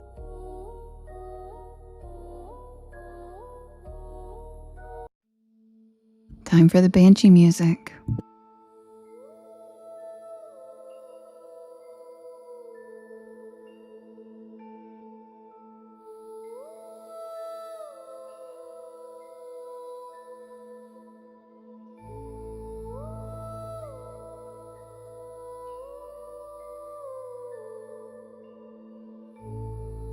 Thank you, Laura, so much for the galaxy. Thank you. Thank you, Paula. Daisy, a banshee is basically a female ghost is the best way I can describe it. But they usually scream or yell or bring a message.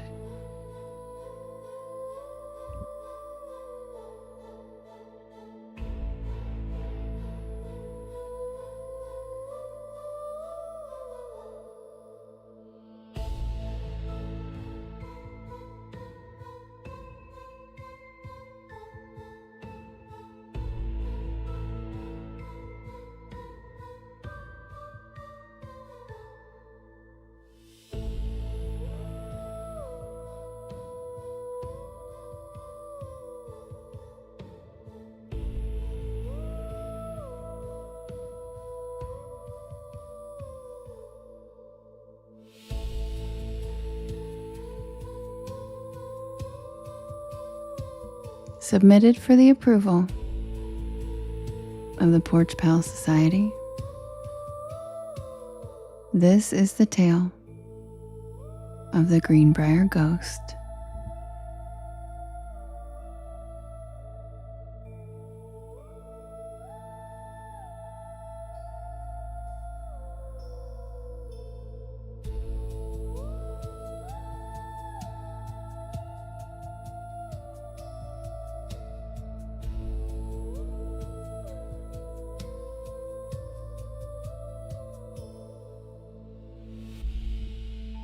Nestled in the rolling hills of West Virginia, Greenbrier County is known for its breathtaking landscapes and rich history. But beneath its picturesque exterior lies a dark tale that has captured the imagination of locals and paranormal enthusiasts alike.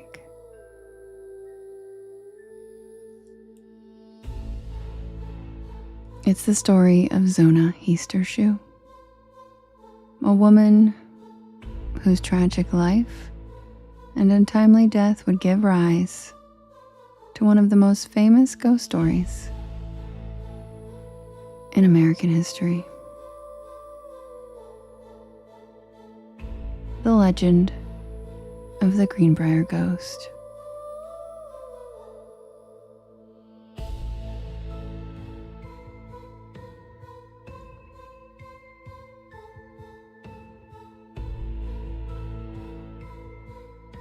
Zona was born in 1873 to a farming family in Greenbrier County. She was known for her beauty and her charm. With her bright smile and warm spirit, Zona quickly became a beloved figure in the community.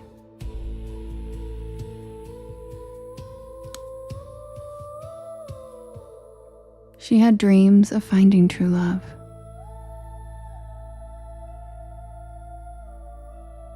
And those dreams came to fruition when she met a man named Edward Shue. Edward was a charismatic but somewhat mysterious figure. He was a blacksmith by trade, and on the surface seemed to be the perfect match for Zona. Their courtship was swift, and soon they were wed.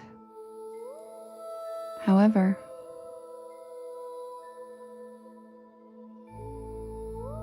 friends and family began to express concerns about Edward's temperament.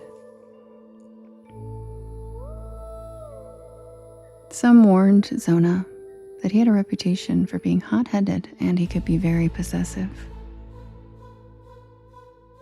Thank you, Laura. Thank you, Kim. But the young couple seemed blissfully in love.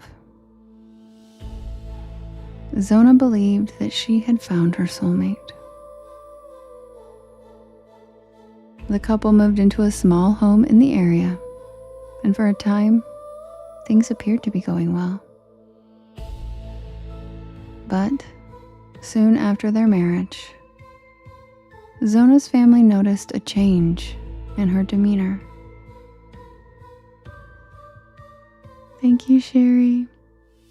She became withdrawn, her vibrant personality dulled by an unseen weight. The rumors surrounding Edward's temperament continued to swirl, and Zona's loved ones feared for her safety. In January of 1897, a chilling event unfolded. Zona was found dead in her home. Her lifeless body draped across the floor. The news of her death sent shockwaves through the community. Initial speculation about the cause of death ranged from natural causes to foul play. But an autopsy was never performed. Thank you, Matt. Edward insisted that Zona had simply collapsed because she had been in poor health. And as her husband, local authorities accepted his explanation without question. Zona's funeral was a somber affair. Mourners gathered to pay their respects, but the air was thick with unspoken questions. What had truly happened to the young bride? In the days following her burial, whispers of foul play circulated among the townsfolk. But with no evidence to support their claims, they had no recourse. As the weeks passed, strange occurrences began to unfold.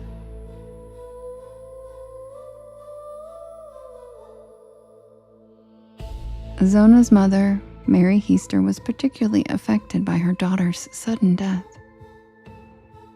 She couldn't shake the feeling that something was terribly wrong.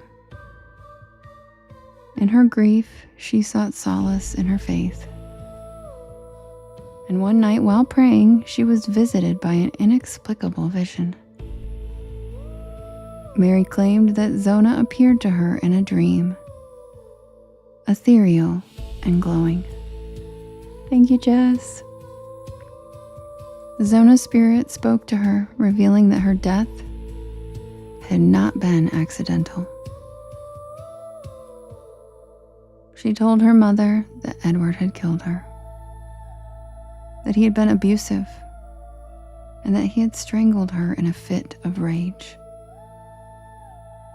Zona's spirit urged Mary to seek justice for her untimely demise, urging her to confront the truth that had been buried alongside her in the ground.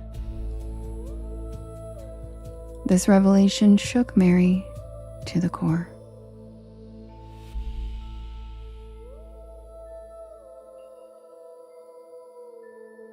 She was determined to uncover the truth and bring her daughter's killer to justice.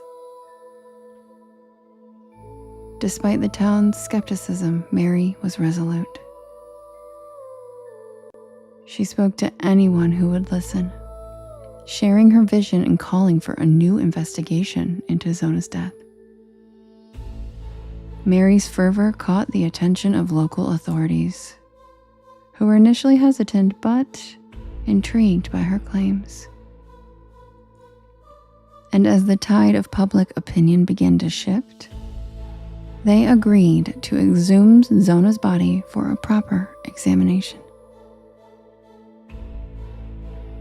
And on February 22nd, 1897, her body was exhumed from the cemetery, and the coroner's investigation commenced.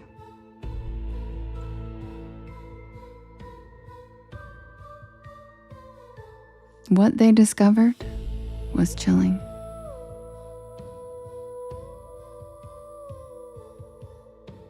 Zona's body, though remarkably well preserved, bore marks around her neck, consistent with strangulation. The forensic evidence seemed to support Mary's claims, and Edward Shue was promptly arrested and charged with murder.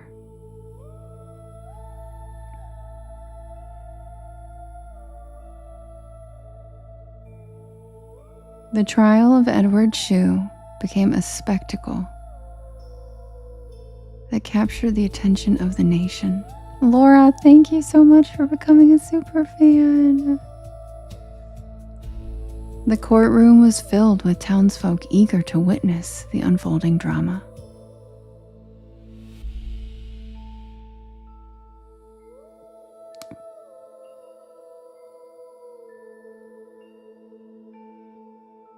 Mary testified about her vision, recounting the details of her daughter's ghostly appearance. The defense argued that Mary was merely grieving and that her claims were fabricated. But nevertheless, the prosecution presented the coroner's findings and evidence of Edward's violent temper.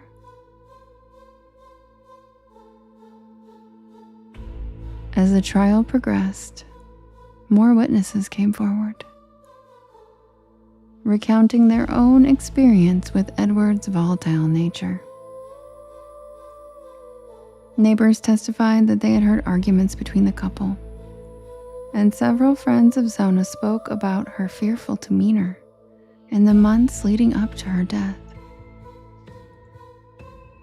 The courtroom buzzed with tension as evidence mounted against Edward. But he maintained his innocence throughout. During the proceedings, something remarkable happened. The ghost of Zona seemed to loom over the trial. A heavy presence that everyone could feel. Many claim to have felt a chill in the air whenever her name was mentioned.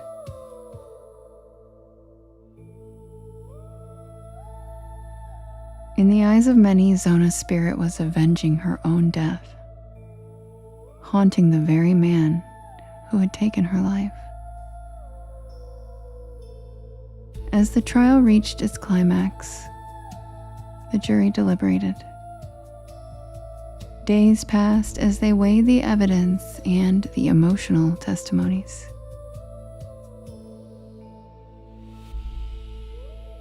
Finally, they returned with a verdict: guilty of murder.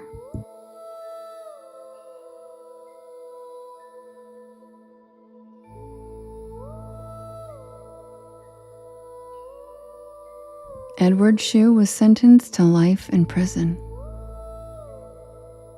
Michelle! Oh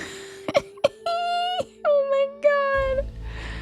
That was so cute. Oh my God, Michelle. Edward Shue was sentenced to life in prison, and the town of Greenbrier erupted in a mix of relief and disbelief. After Edward's conviction, Zona's ghost was said to have found peace. Her spirit finally at rest after achieving justice for her untimely death. The haunting of Greenbrier became a cornerstone of local lore. Zona's story was told and retold, her life and death intertwined with the theme of love, betrayal, and the unyielding bond between mother and daughter.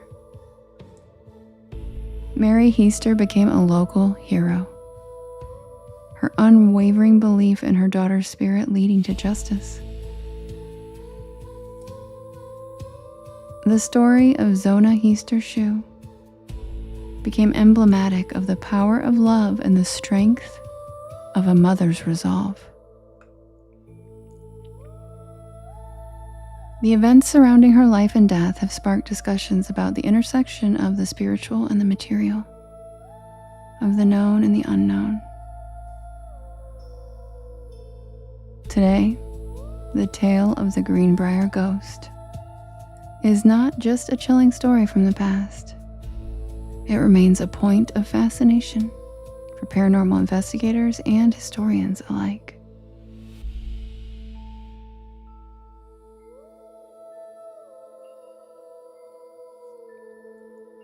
The home where Zona lived is now part of local folklore, attracting those who seek to understand the mysteries of the spirit world. And the trial of Edward Shue is often cited in discussions of legal history as one of the earliest cases where a ghost's testimony influenced a murder trial.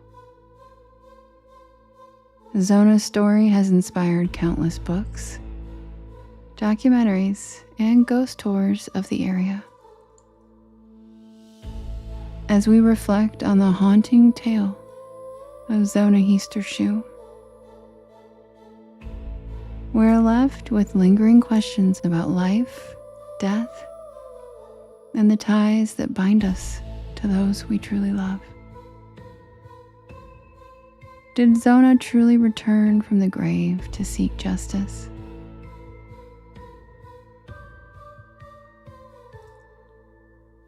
While we may never know for certain, her story continues to resonate, reminding us that love can transcend even the darkest circumstances. And in the shadows of Greenbrier County, the legend of the Greenbrier ghost lives on, a powerful testament to the enduring spirit of an Appalachian woman who refused to be forgotten.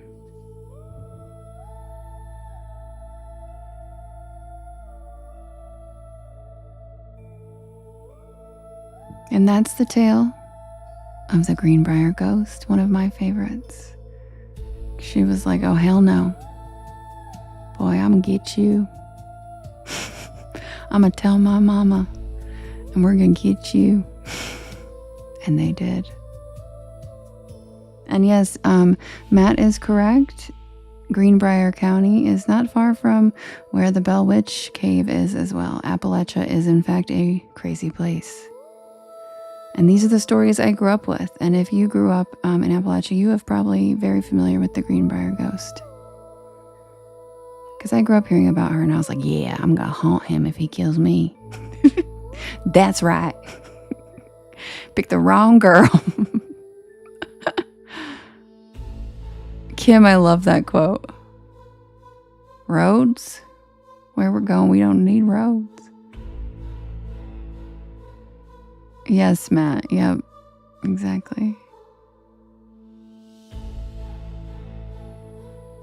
Mary said, period. What do you mean lounging stories? What do you mean?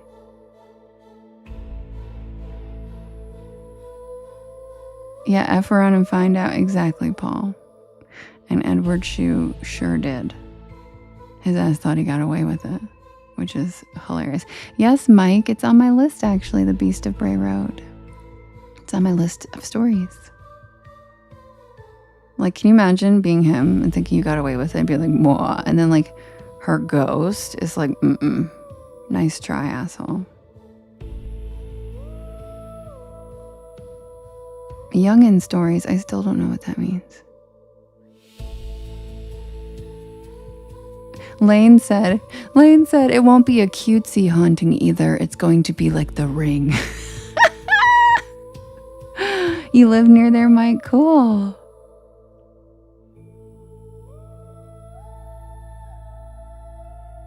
Yeah, she's all like, not today. Young Devon stories. Oh, stories that I grew up hearing? Yeah. The Greenbrier Ghost is one of them. The Bell Witch. I wrote a report about the Bell Witch in middle school because we had to pick Appalachian history and why have I always been a spooky little weirdo. And I was like, I'm going for the witch. Everybody else wrote like, random other people. I was like, I know, I did. I know. I thanked her in the middle of the story for becoming a super fan. Thank you so much for becoming a super fan. It was just in middle school. No, it wasn't really a thesis. It was just a report in middle school, and we got to pick like local history, and I picked the Bell Witch. Oh, Shorty did too? Shorty! I missed that one. Shorty, thank you. Super fan. And Jade, thanks for letting me know. I don't know how I missed that one. Shorty, thanks. Paul wrote, what a bad typo. Paul wrote Amelia Airhead.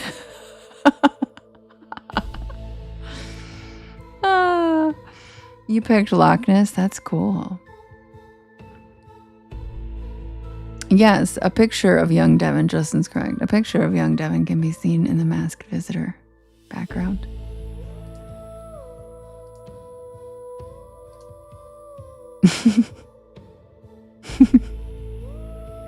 That's me.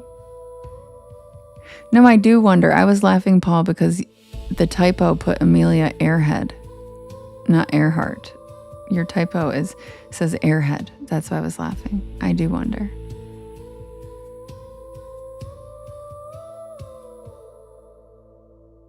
Did you, Courtney? That's great. That's hilarious.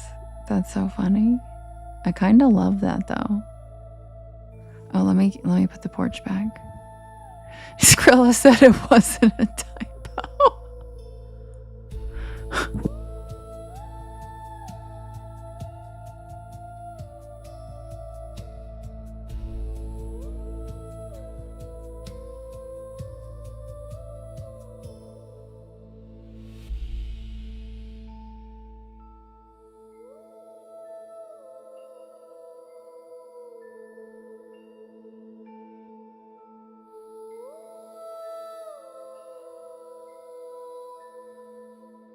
Yeah, TikTok really does just change words on its own all the time.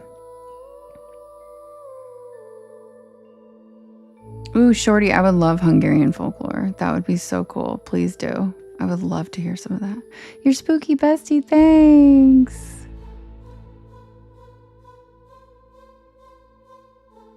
Yeah, that would be really cool. I love Hungarian food. I actually eat Hungarian food every week. I know that sounds very surprising, but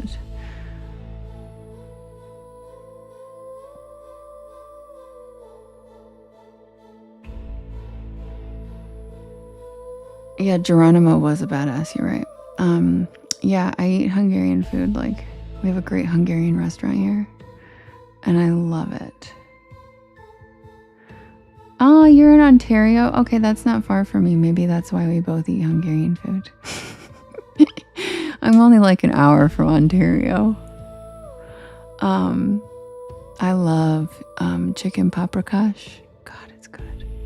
And pierogies and all of it. All of it. Yeah, Hungarian food is good.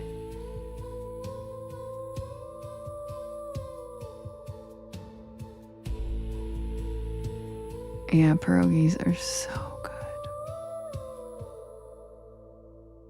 Your best friend is Hungarian, but she doesn't cook it. Well, that's disappointing. Really, Shorty? Chicken paprikash, I would love to, like, I know how to make all of it except for the spätzle. The spätzle is, yeah, I love Indian food too. The spätzle is like hardcore, isn't it? To make your own spätzle.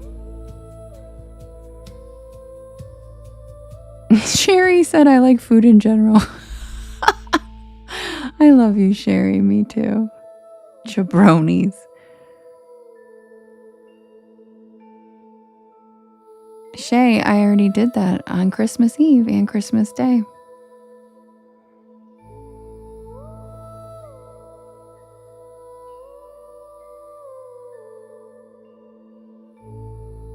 Oh, Jade, that sounds delicious.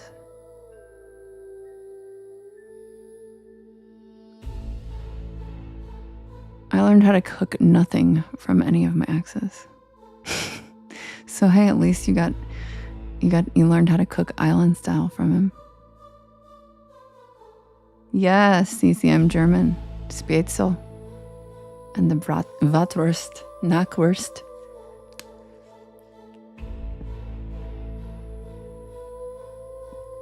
But Spätzle is also, oh yeah, pierogies are so good. Yeah, because it's like cross-cultural. Like Spätzle is also Hungarian and Slavic, right? Same with pierogies. They're Polish, Hungarian, Slavic, German.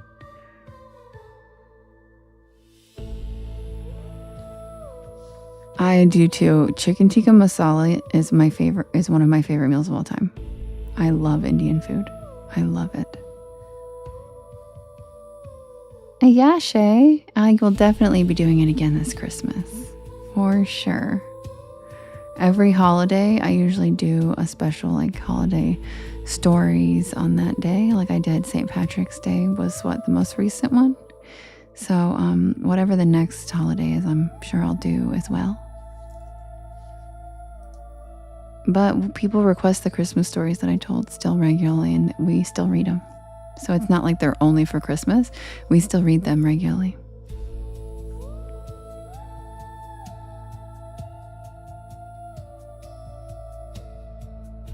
That's so cool, Shorty. Oh my God, that's so cool.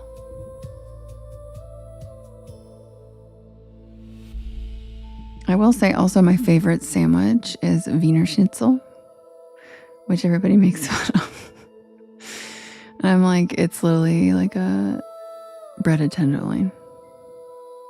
Why did they have to call it Wiener Schnitzel? Good question. But it's delicious. I don't know, Jade, because people always bring it up. And I chime in.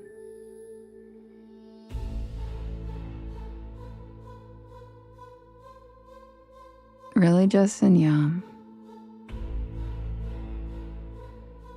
Well, I guess it depends on what island, Beefy. I think that's pretty specific to the Pacific Islands. Sorry for what, Cece? Well, Jade, now you just brought up maple bars. Why'd you do that? Don't do that. Why do you always bring up maple in the middle of the night when I can't get it anywhere, you jerk? I told you that's not allowed. No one's allowed to bring up two things. Maple flavored delicious things and the Fox and the Hound.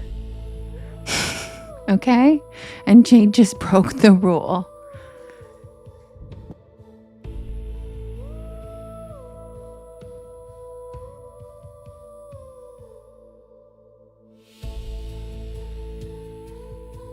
Hi, Rachel. Welcome in. I know maple syrup is so good. Maple flavored everything is good. And there's not enough desserts made out of it. There's also not enough desserts made out of lemon. And I'll die in that hell. Like 5,000 strawberry, cherry things. But like, can we just get some maple and lemon mixed in there, please? That'd be amazing. But, you know, by God, you can find cherry everything.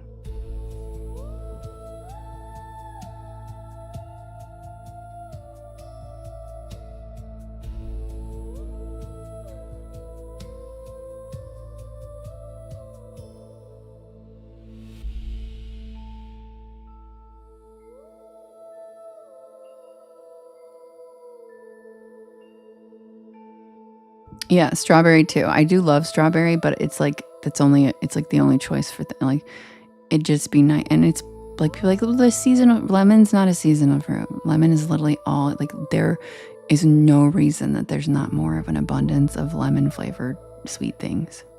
It's just delicious. Like lemon and blueberry. Oh my God.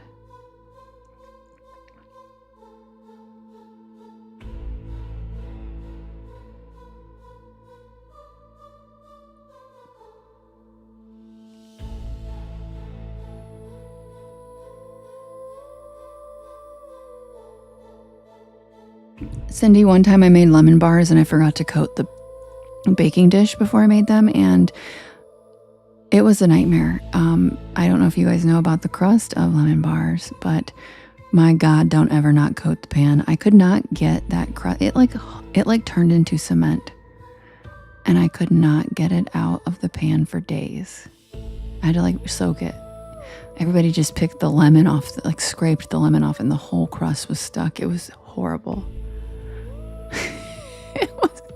Right, Cindy? It makes such a difference if you don't spray the pan. It's like it will not leave that pan forever. So I learned that lesson. It was. And I brought them to my mom's house for 4th of July. And so my mom was like, I'll soak the dish.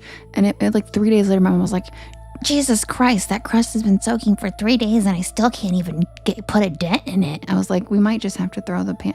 But it was a vintage Fire King Pyrex or Fire King glass dish. So I was like, we can't like throw it away. It was a whole thing. And I was like, well, I'm never doing that again. Whoops. Yeah, it was thick. Cece, it was thick. It was edible though, yeah. We just ate like the lemon. What, Jade? What, Jade? Did I miss something? What, Jade? Devon cakes. I do love cake. Did you finally get it out? Yeah, it finally came out. Oh, judging my baking. Well, what's funny too is like I've won a pie baking contest in Texas, and I feel like that's a major accomplishment. So it just, it's a give and a take. Some things, some things just don't work.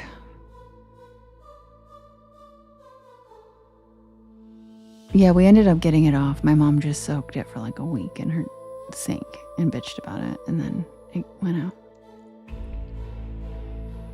Jade, you're so cute. But it was good. Mary, I just feel like that's a major compliment in Texas. But it was good. We just ate we couldn't even get the crust out. So we just like slid it out into we just scooped the lemon into our mouths. It was good. Luckily it was a family event, so I didn't have to worry too much. But I used to bake a lot more, Cece. I don't currently in the phase of life I'm in right now. But I have always really enjoyed baking, and yes, I'm pretty good at it. I used to make a mean homemade pie crust that I used to freeze and give to my friends around the holidays so that they wouldn't have to make their own pie crust and they could just unfreeze mine. But I haven't done that in a long time. What kind of pie did I win with in Texas? I won with a Dutch apple pie. Yes, because I'm busy writing stories. And yes, Daisy, I have a story on La Lechuza. And I have a story on the Chupacabra, which is Puerto Rican, but I know a lot of Mexican people who also believe in it. And I plan on doing La Llorona someday. I know Dutch apple pie is like the best. It's so much better than regular crust. Like, why would you even bother with regular apple pie? I don't know what that is, Cindy.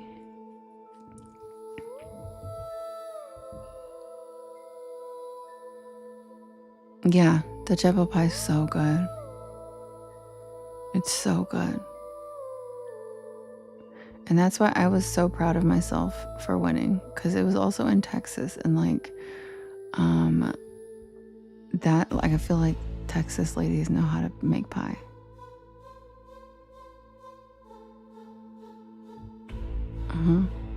I like pecan pie too. You left it out of my crust. Oh, Cindy. Oh. Ew, rhubarb, Jade? No thanks. I'll pass on that. You've never had pecan pie? Oh my God, Jade. It's literally just like a sugar paste with pecans smushed into it on a crust. It's so good. But I will say, I will pick a lemon dessert over everything. So like lemon meringue, yum. But I do love strawberry pie. But I like the strawberry pie that's like made out of Jell-O. Do you know what I'm talking about? Not like a cream strawberry pie. I like the strawberry pie that's like strawberries floating in like Jell-O or whatever. Do you know what I'm talking about? With whipped cream. It's so good. You've never had a pecan? What, Jade? I had a pecan tree in my yard growing up. Wait, are pecans a southern thing? You never had strawberry pie either? Are those southern things?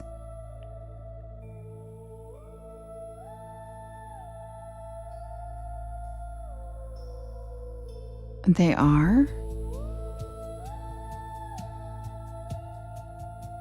Oh, it's shortening. Okay. Okay.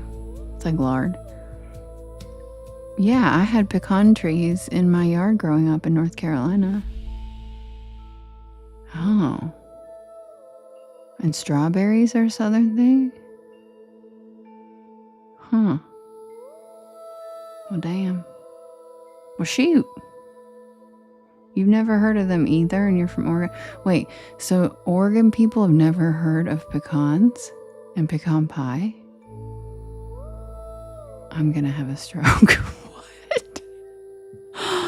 Lord, okay. I'm gonna need y'all's addresses.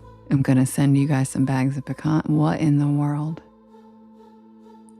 I say pecan because I was a news reporter and I couldn't get away with saying pecan. Pecan. Man, it's pecan season. But people where I grew up say pecan. I say pecan. Cindy, totally get it. Okay, Sherry grew up in San Francisco and she loves pecans. So maybe people in Oregon or Oregon don't know what I said pecan, Oregon. People don't know what I don't know. It's just a pie.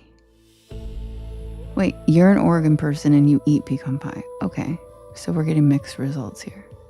Yes, Michelle, it is very sweet, so I can only have like a little piece at a time. Yeah, I didn't mean to, Jade. I was reading pecan because somebody wrote pecan, P-E-C-O-N, and it was right next to Oregon, and I was like, pecan, Oregon.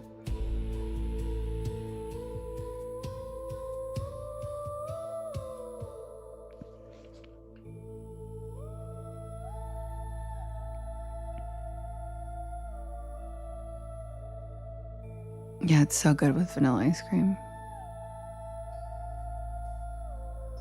Matt said, I may or may not have gotten a Frosty because of this discussion.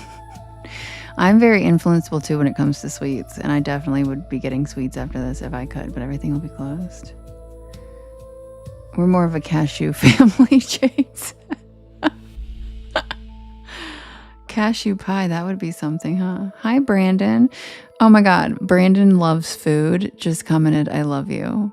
I love you too, Brandon, because, you know, we both love food. What's your favorite kind of pie, Brandon? Okay, enough about pie. Skrilla said cashew is not my listening style.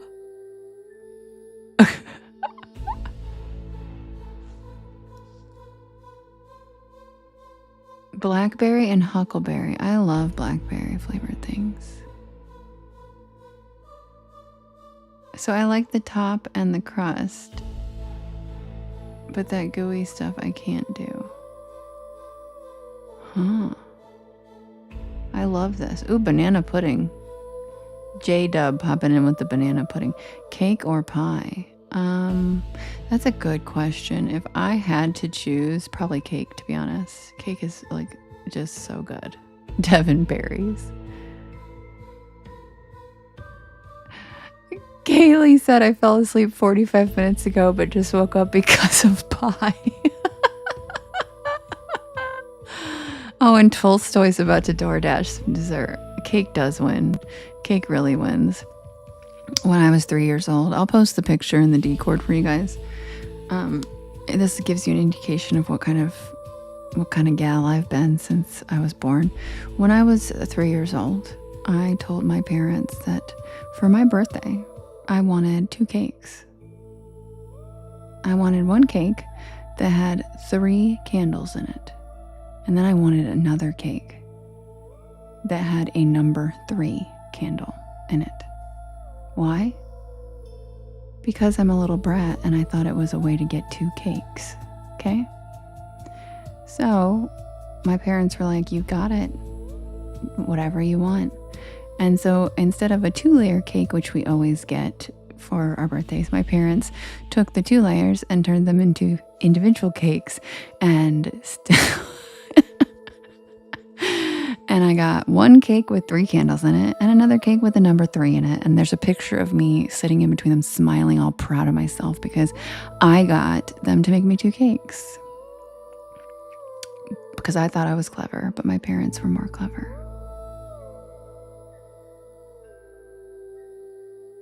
Yes, Cece, because that's my voice. Because it's my voice. You like apple pie, Sparkles? Me too. Yes, cheesecake is good. But I prefer cheesecake with fruit. I don't like it just plain. I mean, it's okay, but it's a little dry and thick. I like it with some fruit. You know, I like it with like a nice drizzle. Have I had homemade cheesecake? I have.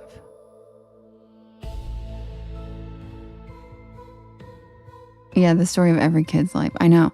And I used to put my napkin in my lap, and then I would slide the peas and green beans and every vegetable that my parents gave me into the napkin in my lap. And then I would fold it up and I'd put it in my pocket. And then I would ask my parents if I could go to the bathroom. And then I'd go to the bathroom and I'd flush them down the toilet. And I thought I was so clever, and my parents knew what I was doing.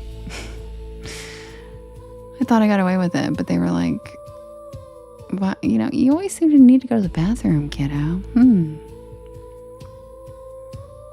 I love brownies. I love brownies. Napoleon Dynamite put tater tots in his pocket because he liked them. He wasn't hiding vegetables in his pocket to throw them away. You slid to your dog under the table. I didn't do that. My dog wouldn't eat green beans.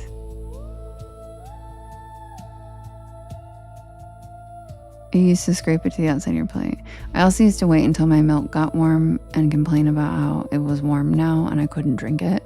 And my mom would make me, and I had to plug my nose like a little dramatic brat. And I would plug my nose and I'd be like, oh my God. Like, how annoying. How annoying. Like, what an annoying brat. I was such a pain in the ass. I actually still am. But, so yeah, I guess not much has changed. Anyway, yeah, blondies are good too. I like pretty much am a fan of, I've never really met a dessert I don't like, except for a few, but not many.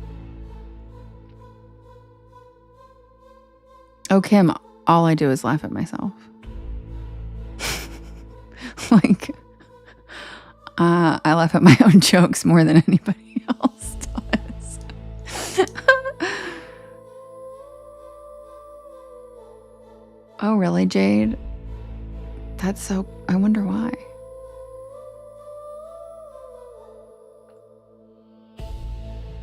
Hi, Whirlwind.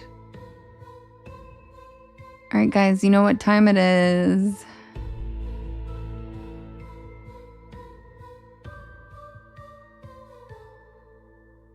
It's grilled cheese time. And I love banana pudding. Hey, Jade, do you remember the live I did last summer when I was teaching everybody about the Underground Railroad? And that church group was having a meeting there, and I like randomly stumbled upon them, and they gave me a giant vat of banana pudding, and I ate it in the car on the live. Do you remember that? God, that was good. I have thought about that banana pudding for a year. That lady gave that to me last year. Do you remember? And then she gave me her phone number, and it was like a church group, and I was like, are you sure? And then like she like looked at my Facebook and messaged me about witchy stuff, and I was like, I find this stuff so interesting. And I was like, are you sure? Are you sure?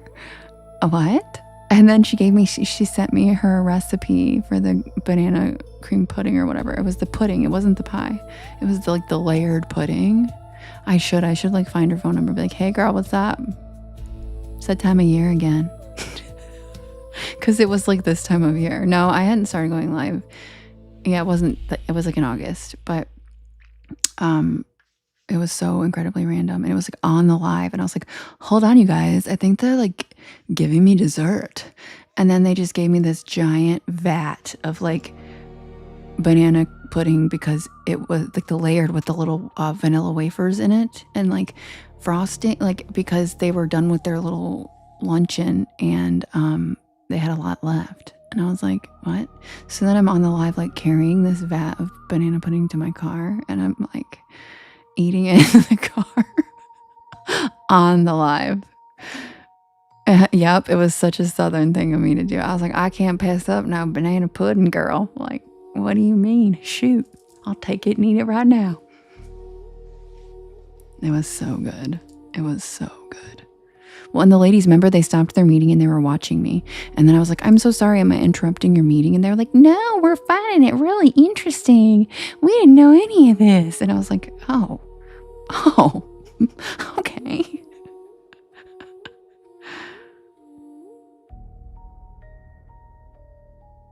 That pudding at the Southern food carts here. What are Southern food carts? Yeah, banana bread. You know who makes... Oh, seashell, I love that. You know who makes an incredible banana bread? Ange. Ange brought a loaf of banana bread to the WitchCon this year, and it had like a crystallized sugar on top that crunched when you ate it. It was insane. And then she let me take the rest of the loaf home, and I just devoured it. Oh yeah, Shorty, for sure. Justin will pin the D cord for you. Oh, a WitchCon, yeah. Yeah, it was fun. When was it again, guys? I went live from the WitchCon too, in my whole dress, in my crown and everything.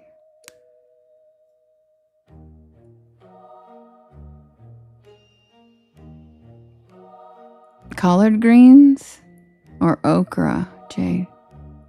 Yes, the sugar crystals. Yep, Rich, that's what she puts on top of it. And it was, oh my God. She was in here earlier too. I bet she fell asleep. But Ange, yeah, she really does. She really, yep, she loved letting me take it home. She was so happy I wanted it. And it was so delicious. I wish she was still in here though. Ange, your bread is so good. We love you. All right, guys, it is Sycamore Diner time.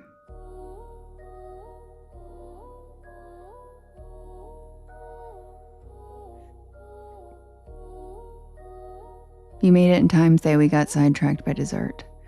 I love dessert, so I didn't even talk about my favorite dessert. We won't even go there tonight, but I didn't even mention my favorite. I do love cake, but there's something I love more, and it's called French macaroons with 1 O, not 2s. 2 O's is a totally different dessert. The ones I like are called macaron. The American ones are macaroons. Yeah, squirrel is my favorite snack.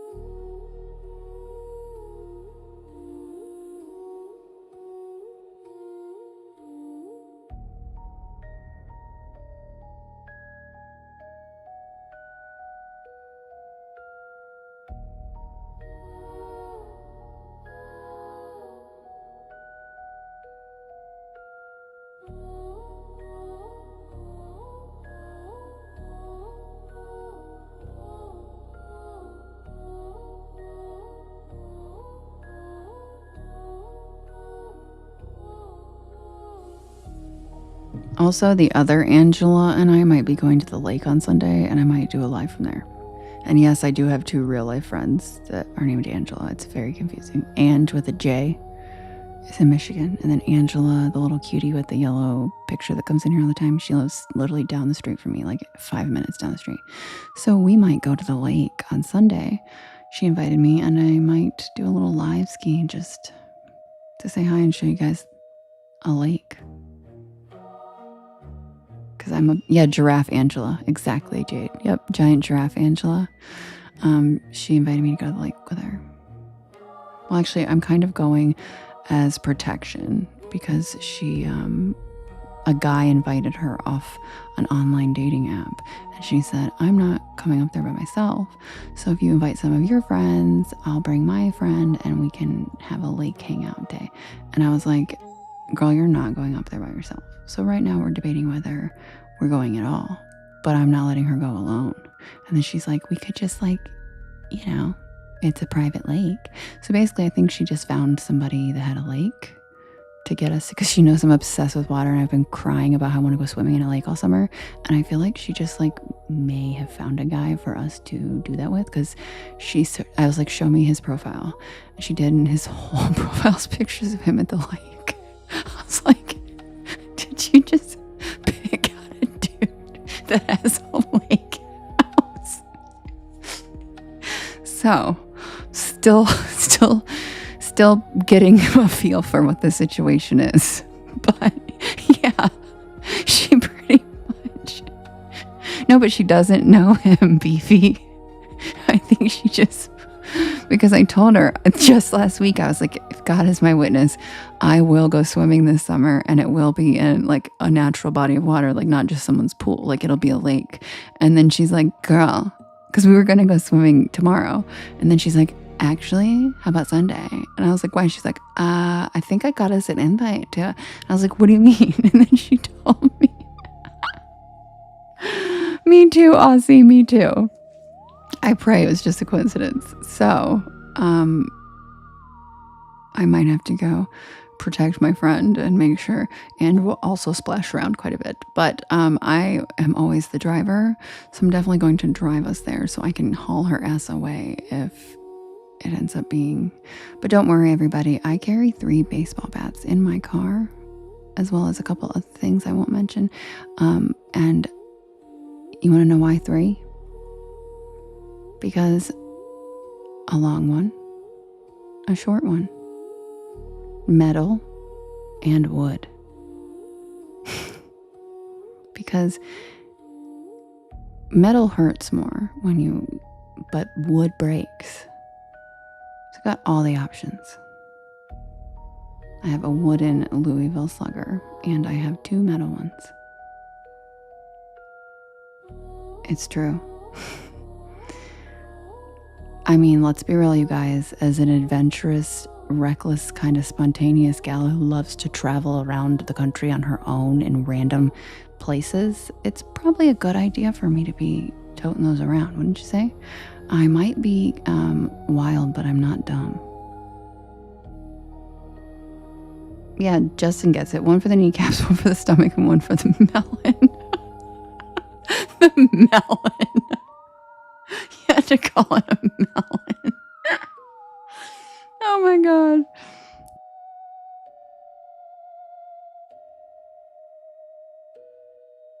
So anyway, ladies, I highly recommend carrying something in your car that has a multi-purpose, so you can't be deemed as toting a weapon.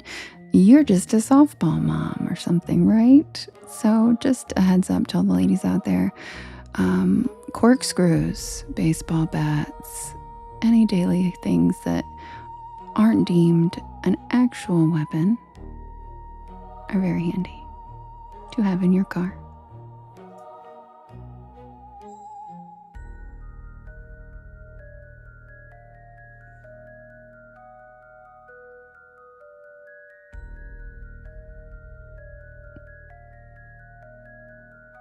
Oh my God, Angie.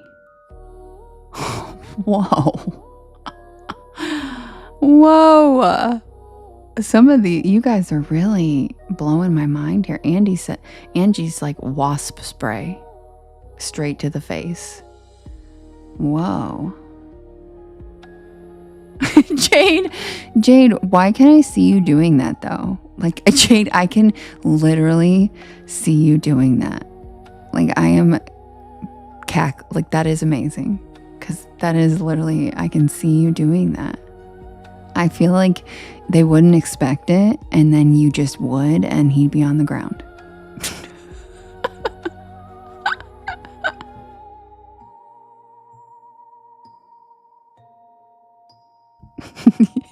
He said, can Jade play for the Vikings? I played Powder Puff too, Jade, and I was not good at it. Hairspray and a lighter scroll. Oh my God.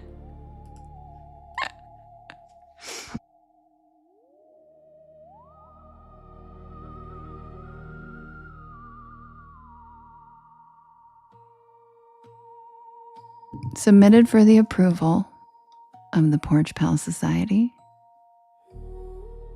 This is the tale of the night shift at Sycamore Diner. I know, Cece. I'm like, holy shit. I thought I was cool with my baseball bats. Then Angie whips out wasp spray. I'm like so proud of you guys.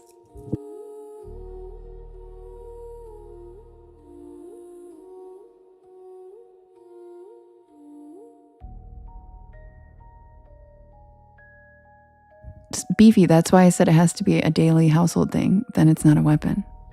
Like wasp spray. Genius, Angie.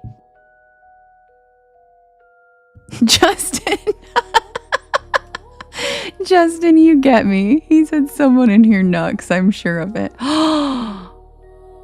Oh my God. Did you guys just see that? Did you see the snugs? Did you see the snugs? Oh my God, the kitty snugs. It was long, and he snuggled the little, that was so cute. Yeah, the corkscrew. It's great. Yep. You can keep it in your hand. You can't get in trouble for it. And you know where that goes. We all know where that goes. And that actually is from my dad. My dad taught me that. My dad's a lawyer. He's like, all right, legally, this is what you can do. Like, perfect. Michelle, that was like the cutest one I think we've seen so far. Like, that was really cute. What are those? What's that, Jade? Right, the corkscrew.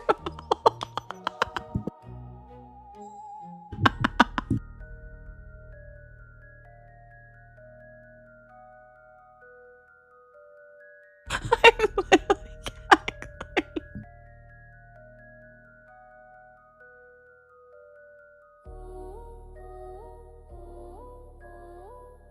Right, the corkscrew.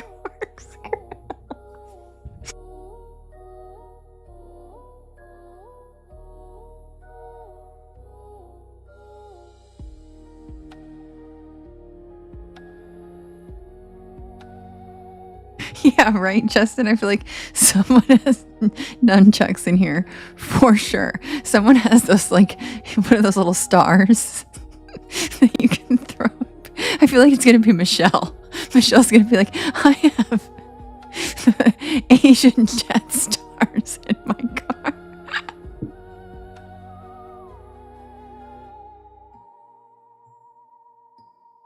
Yeah, throwing stars.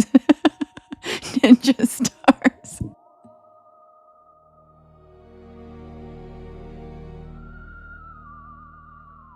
Here we go. Mary has nunchucks. I knew it. It's Mary. What are yard darts? I don't even know what that is.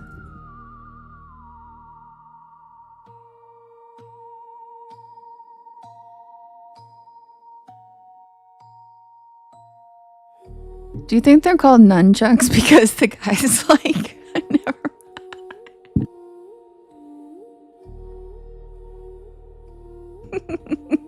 never mind.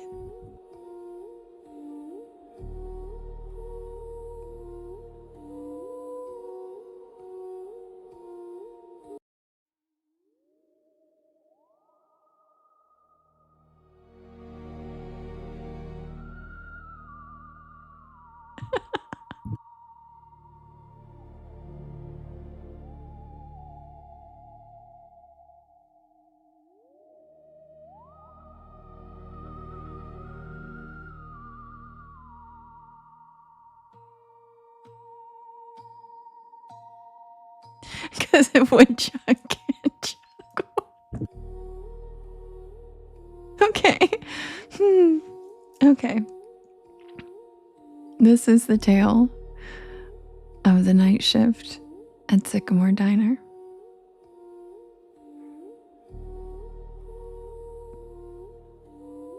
I'm not usually the kind of person who pulls over on back roads at night. Not unless I absolutely have to. Good night, Jane. Love you. But that night, something about the storm, the long drive, and that growling pit in my stomach convinced me otherwise. I was hungry. It was late October, and I was headed back to campus after a weekend visit with my friends in North Carolina. I had a midterm on Monday, and my plan had been to drive straight through. 5 hours, no stops. But then came the rain. One of those cold, slanted, whispery rains that creeps into your bones and makes the windshield wipers sound like a heartbeat. I had taken the wrong exit trying to bypass traffic, and I ended up on a 2-lane back road. Good night, Antonio. Sweet dreams. Oh, Anton, Tobias. Good night, Anton. I had taken the wrong exit trying to bypass traffic, and I ended up on a 2-lane back road, surrounded by nothing but pine trees and power lines.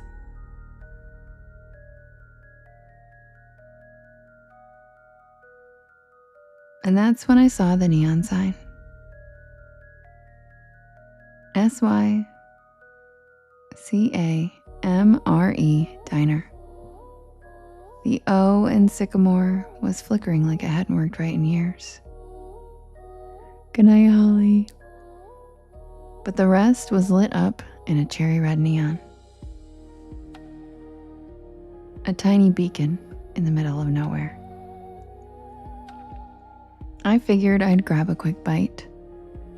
Maybe some coffee. Check the map. And get back on the highway.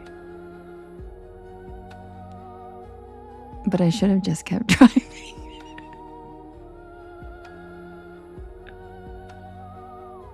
I should have known something was off the second I stepped inside.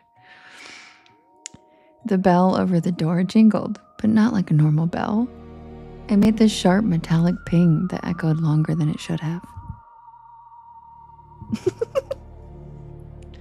The air inside was warm, almost too warm, and it smelled like grilled onions and pancake syrup. The place looked like it had been yanked straight from 1957. Checkerboard floor, red vinyl booths. A long counter with spinning stools. Even a jukebox in the corner that looked like it hadn't worked in decades. Hi, Chance.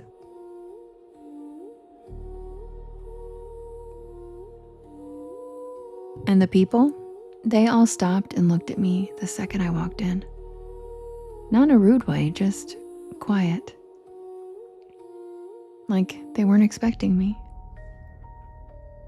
Like I'd walked into the middle of a sentence that no one wanted to finish. A waitress, tall, with a beehive hairdo, and a light blue uniform smiled and waved me over. You get caught in the rain, sweetheart, she said, handing me a laminated menu. I nodded, still trying to shake off that weird feeling. Yeah, the highway's a mess. She chuckled and patted my shoulder. Well, you're safe here. Sycamore's always open for travelers.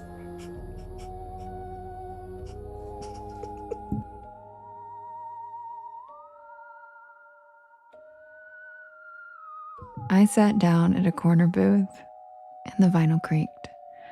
And I remember the jukebox shifted songs by itself and started playing some slow doo-wop ballad that I didn't recognize. I looked around and everyone looked normal. Sort of. There was a trucker with a thick gray beard drinking coffee at the counter. A young couple whispering to each other in a booth by the jukebox. And an older woman stirring tea like she was lost in thought.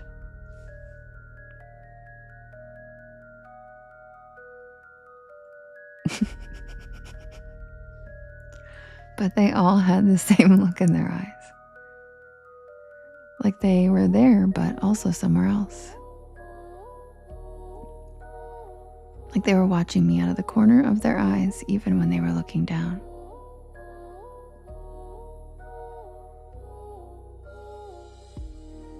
Rich, probably. Probably.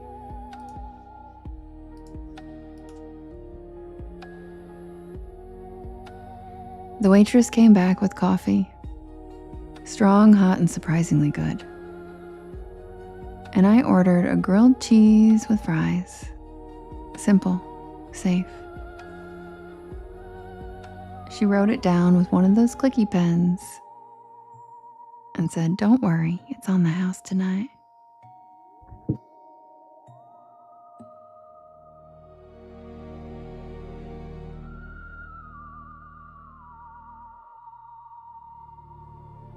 And that was my second red flag.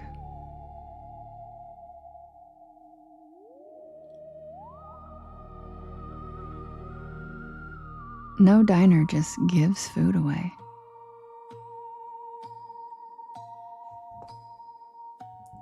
While I waited, I took out my phone to check my map.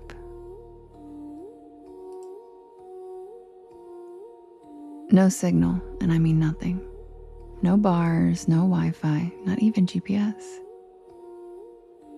Good night, Cindy.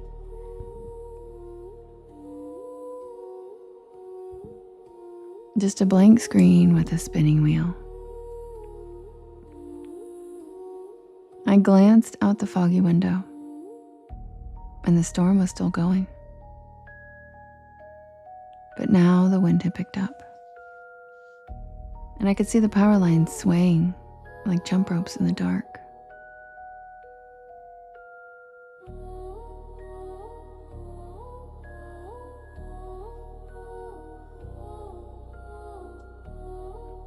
But the diner, it stayed perfectly lit.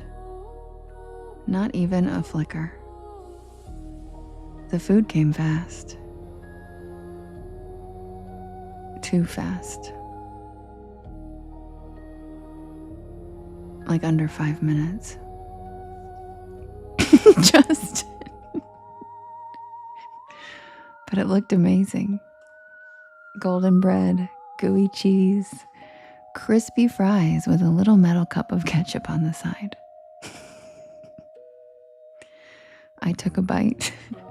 Delicious.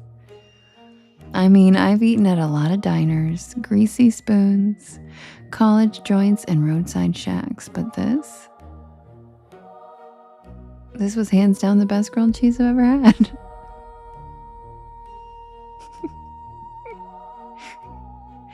The fries were perfect, and the coffee never ran out. Every time I took a sip, it was somehow full again.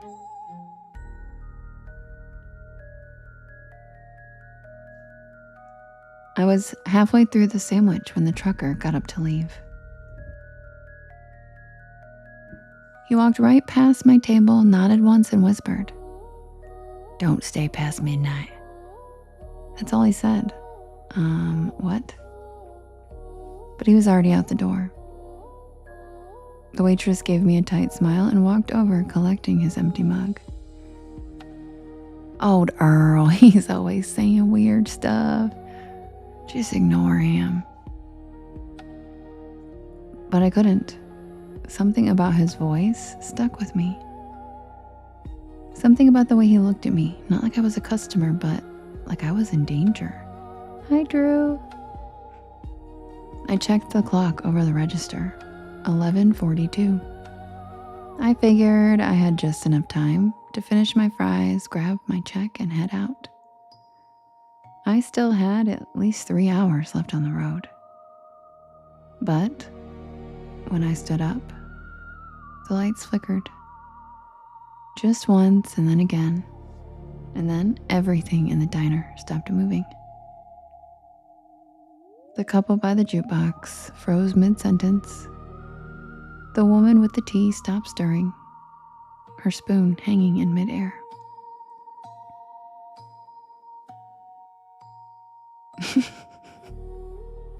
The waitress, her hand reached out for a mug, just stopped. Like someone hit pause on the entire scene.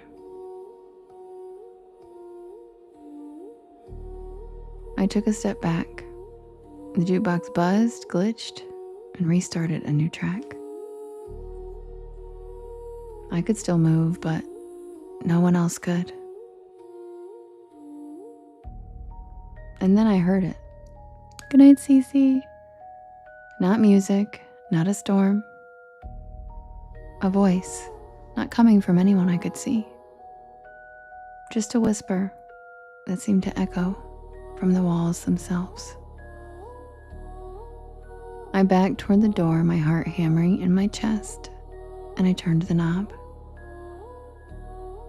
Locked. Of course it was locked. I tried the windows, but they were sealed shut. I started banging on the glass and shouting, but no one was outside. Just the wind and the rain, and that flickering red sign. SYCAMRE. I turned back toward the dining room, and everyone was gone. Not frozen anymore, just gone. The booths were empty. No plates, no crumbs, no mugs. No sign that anyone had ever even been there. Except for my plate. Still warm and still half-eaten. And then I saw the waitress.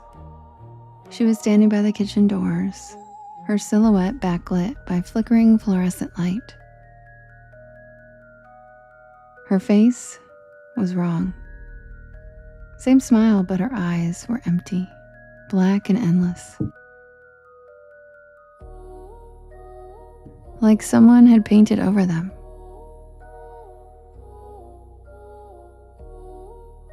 "You shouldn't be here, honey," she said in that same cheerful voice. "Not yet." I stumbled back, knocking over a chair as she took one slow step toward me. The others, they were waiting, but you just wandered in. She raised a hand and the walls began to shimmer. Literally shimmer. Like heat waves on asphalt.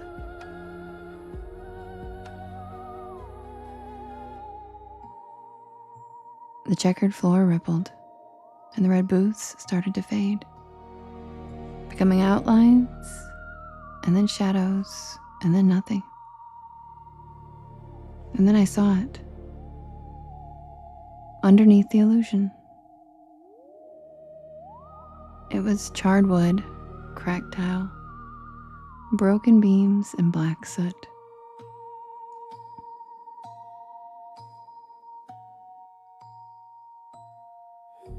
Like the diner had burned down long ago. I ran. I don't even remember how I got out.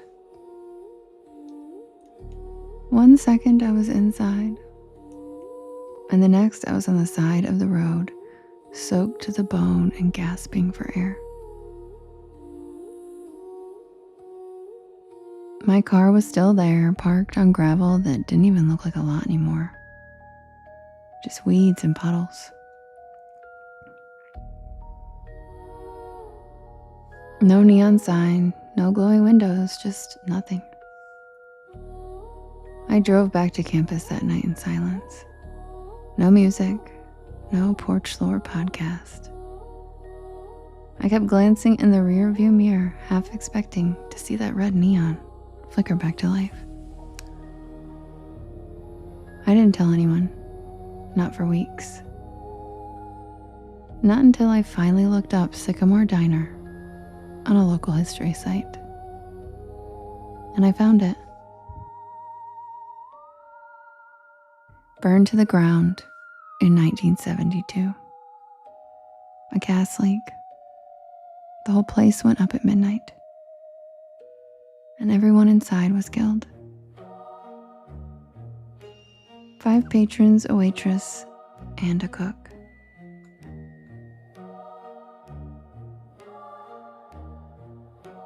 The photo in the article. Same checkerboard floor. Same red booths. Same neon sign. Scott said he was there. SYCAMORE.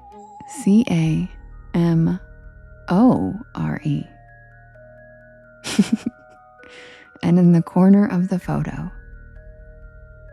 that same waitress, smiling. I never took that back road again. I don't even drive at night anymore if I can help it. Thank you, Scott. And every time I see a neon diner sign, something in me flinches just a little. Because I know I was there. And I know I wasn't supposed to be. But the part that keeps me up sometimes, the part that really makes my stomach turn,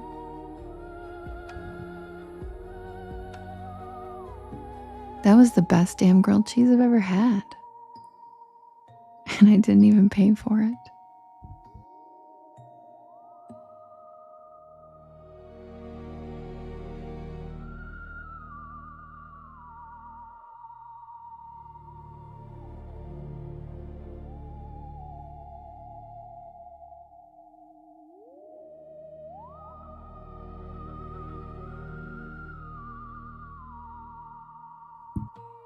And that's the tale of the night shift at Sycamore Diner.